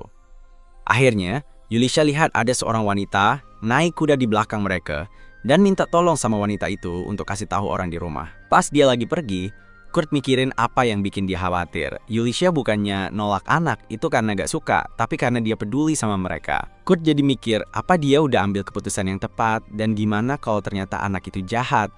Yulicia datang dan ngebangunin Kurt dari lamunannya. Dia tahu apa yang dipikirin Kurt dan emang bener juga. Tapi, gak ada yang tahu masa depan si anak, jadi gak ada yang salah. Mereka semua berdiri di situ. Pas ada pria tua datang buat nyuruh. Mereka berangkat buat nyelamatin kota.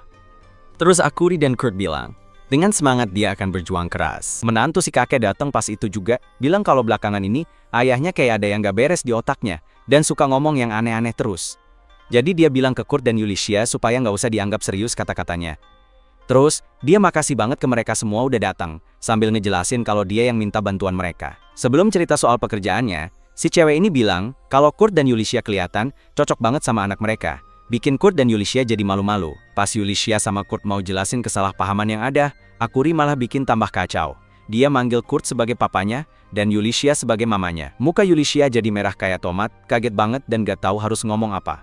Sementara itu, Kurt mikir apa Yulicia jadi tersinggung, dan dia memutuskan buat nebus itu dengan kerja keras. Jadi, dia tanya ke wanita itu tentang pekerjaan yang harus mereka lakuin. Wanita itu jelasin kalau mereka punya peternakan babi, dan babi-babinya kelihatan pucat. Mereka akhir-akhir ini gak mau makan makanan mereka. Dan kalau ini terus-terusan, semuanya bakal tamat. Sementara Akuri kayak anak kecil, polos yang coba kasih makan babi dengan rumput, Kurt malah lihat-lihat ke sekitar peternakan buat cari tahu masalahnya. Dia mikir babi-babi itu kena heat exhaustion, jadi dia tawarin buat bikin makanan yang bisa bikin mereka lebih baik. Si ibu setuju dan ninggalin Kurt buat ngerjainnya, bilang kalau dia harus ajak jalan-jalan mertuanya dulu. Sebelum mulai, Kurt cari Yulicia dan nemuin dia di tempat yang sama kayak sebelumnya, mukanya masih merah banget. Dia gak bisa berhenti mikirin gimana rasanya kalau hidup bareng Kurt, dan Kurt juga nyadar soal itu. Tapi dia gak mikir kalau cewek itu setuju sama ide mereka nikah. Malah, dia salah paham dan ngerasa cewek itu marah banget. Jadi, buat nebus kesalahan, dia buru-buru masak sambil Akuri lari-lari main di sekelilingnya. Terus dia kasih makan babi-babi, pas Yulicia akhirnya balik ke kenyataan sambil nepuk-nepuk diri karena kebawa fantasi nakal. Dia coba meyakinkan diri kalau dia nggak tertarik sama cowok yang nggak pinter itu, dan cuma fokus sama kerjaan profesionalnya aja. Tapi pas Yulicia ngeliat Kurt, dadanya tiba-tiba berdebar kencang banget, bikin dia bingung sama perasaannya. Tiba-tiba aja, ada naga terbang di atas mereka, dan mendarat di depan Kurt dan Akuri. Yulicia jadi panik, padahal naganya nggak berniat jahat, cuma pengen makan makanan yang Kurt siapin. Kurt coba nenangin Yulicia, bilang kalau di daerah pedesaan kayak desanya, naganya suka datang buat makan makanan yang disiapin buat ternak. Yulicia tahu banget, itu sama sekali nggak biasa, tapi dia nggak mau ribut sama Kurt soal ini. Ini pertama kalinya Akuri lihat makhluk sehebat itu, dan dia langsung tanya ke Kurt dan Yulicia apa dia bisa elus anjing itu. Kurt jelasin kalau itu bukan anjing, dan kasih tahu kalau itu sebenarnya anak naga. Tiba-tiba, Yulicia nyium bau darah, dan langsung periksa. Dia nemuin anggota Phantom dari tim pelindung Mimiko yang harusnya jagain Kurt pingsan. Pas itu, ada sesuatu yang bergerak di balik semak-semak, dan Yulicia bertindak cepat, langsung cabut pedangnya. Beberapa detik kemudian, Kurt dengar suara pedang beradu dari jauh, tapi sebelum dia sempet lihat apa yang terjadi, Yulicia teriak ngasih tahu dia buat bawa Akuri dan kabur. Kurt langsung angkat Akuri, tapi sebelum mereka bisa pergi, penyerangnya muncul dengan cakar tajam kayak Wolverine, dan minta mereka serahin anak itu ke dia. Kurt, dengan alasan yang jelas, salah paham dan mikir, kalau yang dimaksud dengan anak itu adalah anak naga, terus nanya ke cewek itu apakah dia pemburu naga. Tapi Yulicia merasa ada yang gak beres, dan ngerasa ada sesuatu yang lebih jahat, jadi dia sekali lagi nyuruh Kurt buat pergi secepatnya. Si bayi naga, yang ternyata lebih pintar dari tokoh utama kita, langsung nangkap Kurt dan Akuri pakai mulutnya, terus terbang pergi. Yulicia sempat kagum sama bakatnya Kurt, soalnya dia bisa jinakin naga, yang biasanya nggak pernah ramah sama manusia. Terus dia balik menghadapi penyerangnya, menangkis serangannya dengan pedang, tapi dia cuma bisa bertahan sebentar, lawan penjahat baru ini, menggunakannya seperti granat. Sementara itu, cewek yang tadi jalan sama mertuanya, dengar suara keras dan penasaran itu apa, terus ayah mertuanya bilang itu ulah Raja Iblis yang bikin rusuh. Tapi dia nggak percaya kayak sebelumnya. Yulicia pikir pertarungan udah selesai, tapi cewek itu muncul dari tanah, kelihatan tanduknya, berarti dia iblis. Mungkin ini Raja Iblis yang diomongin si bapak tua tadi. Cewek iblis itu ngasih tahu kalau dia tahu soal kelompok Yulicia. Sudah ngalahin Raja Iblis, bikin Yulicia sadar kalau dia udah mantau mereka sejak kota diserang. Yulicia bingung harus ngapain sekarang. Senjatanya udah habis, jadi dia nyerah di sini, berharap setidaknya Kurt aman sementara. Asumsi dia balik ke kota mereka sama naga. Saat dia mengakui kalau ini akhirnya, dia senang setidaknya bisa melindungi Kurt. Tapi suara di sampingnya bikin dia balik ke kenyataan. Suara itu, orang itu gak lain adalah Kurt. Dia gak nyangka Kurt balik lagi ke dia. Banyak banget yang kepikiran di otaknya. Apa dia balik bawa naga? Atau bawa skill naganya buat bertarung? Tapi walaupun dia mau bertarung, skill bertarungnya parah banget. Maksudnya, skill bertarung dia tuh bener-bener yang terburuk. Dia gak bisa bayangin kehilangan orang yang selama ini dia lindungin. Lebih parah lagi, naganya malah ngelempar Kurt ke pohon. Bener aja, naik naga gak bikin Kurt jago bertarung. Dia tetap aja cowok biasa yang gak jago dari dulu. Sayang banget, dia lari ke arahnya, nanya kenapa dia balik, kenapa dia mutusin buat pulang, padahal tahu banget gak bisa ngelawan. Dia ngaku kalau itu keputusan gegabah, tapi dia balik cuma buat kabur bareng dia. Dia belum sempat pulih dari kenyataan itu ketika dia dengar suara lain. Duh, hari yang sibuk banget. Dia lihat beberapa babi lari ke arah mereka. Debu yang diangkat babi-babi itu bikin iblisnya terdistraksi, dan mereka naik ke salah satu babi buat kabur. Sambil di atas babi, dia nanya soal Akuri, dan dia bilang Akuri ada di tempat yang aman. Nunggu mereka. Dia juga nanya ke Kurt apakah yang dia lakuin itu normal, kenapa dia mutusin buat mati. Kurt ngaku kalau keputusan itu yang paling nekat, tapi dia nggak bisa ninggalin orang yang berharga buat dia mati sementara dia kabur. Dia ngerasa biasa aja di dalam hati. Kurt baru aja manggil dia sebagai orang yang berharga buat dia. Dibandingin sama Lise yang cuma halu, dia tahu kalau Kurt bilang dia berharga itu maksudnya sebagai teman. Walaupun begitu, dia ngerasa sedih dan senang sekaligus. Kenapa hatinya bergetar buat Kurt? Apa ini artinya dia suka sama Kurt? Dia bahkan gak punya waktu buat mikirin semua ini. Dia gak terluka sama sekali. Dia lihat Akuri di kepalanya, dan sadar kalau iblis itu menarik kembali apinya. Apa maksudnya ini? Apa mungkin Akuri adalah anak yang dicari iblis itu? Pertanyaan-pertanyaan ini terus terngiang di hatinya, belum ada jawabannya. Sebelum sempat ngomong, dia pingsan, dan iblisnya pergi.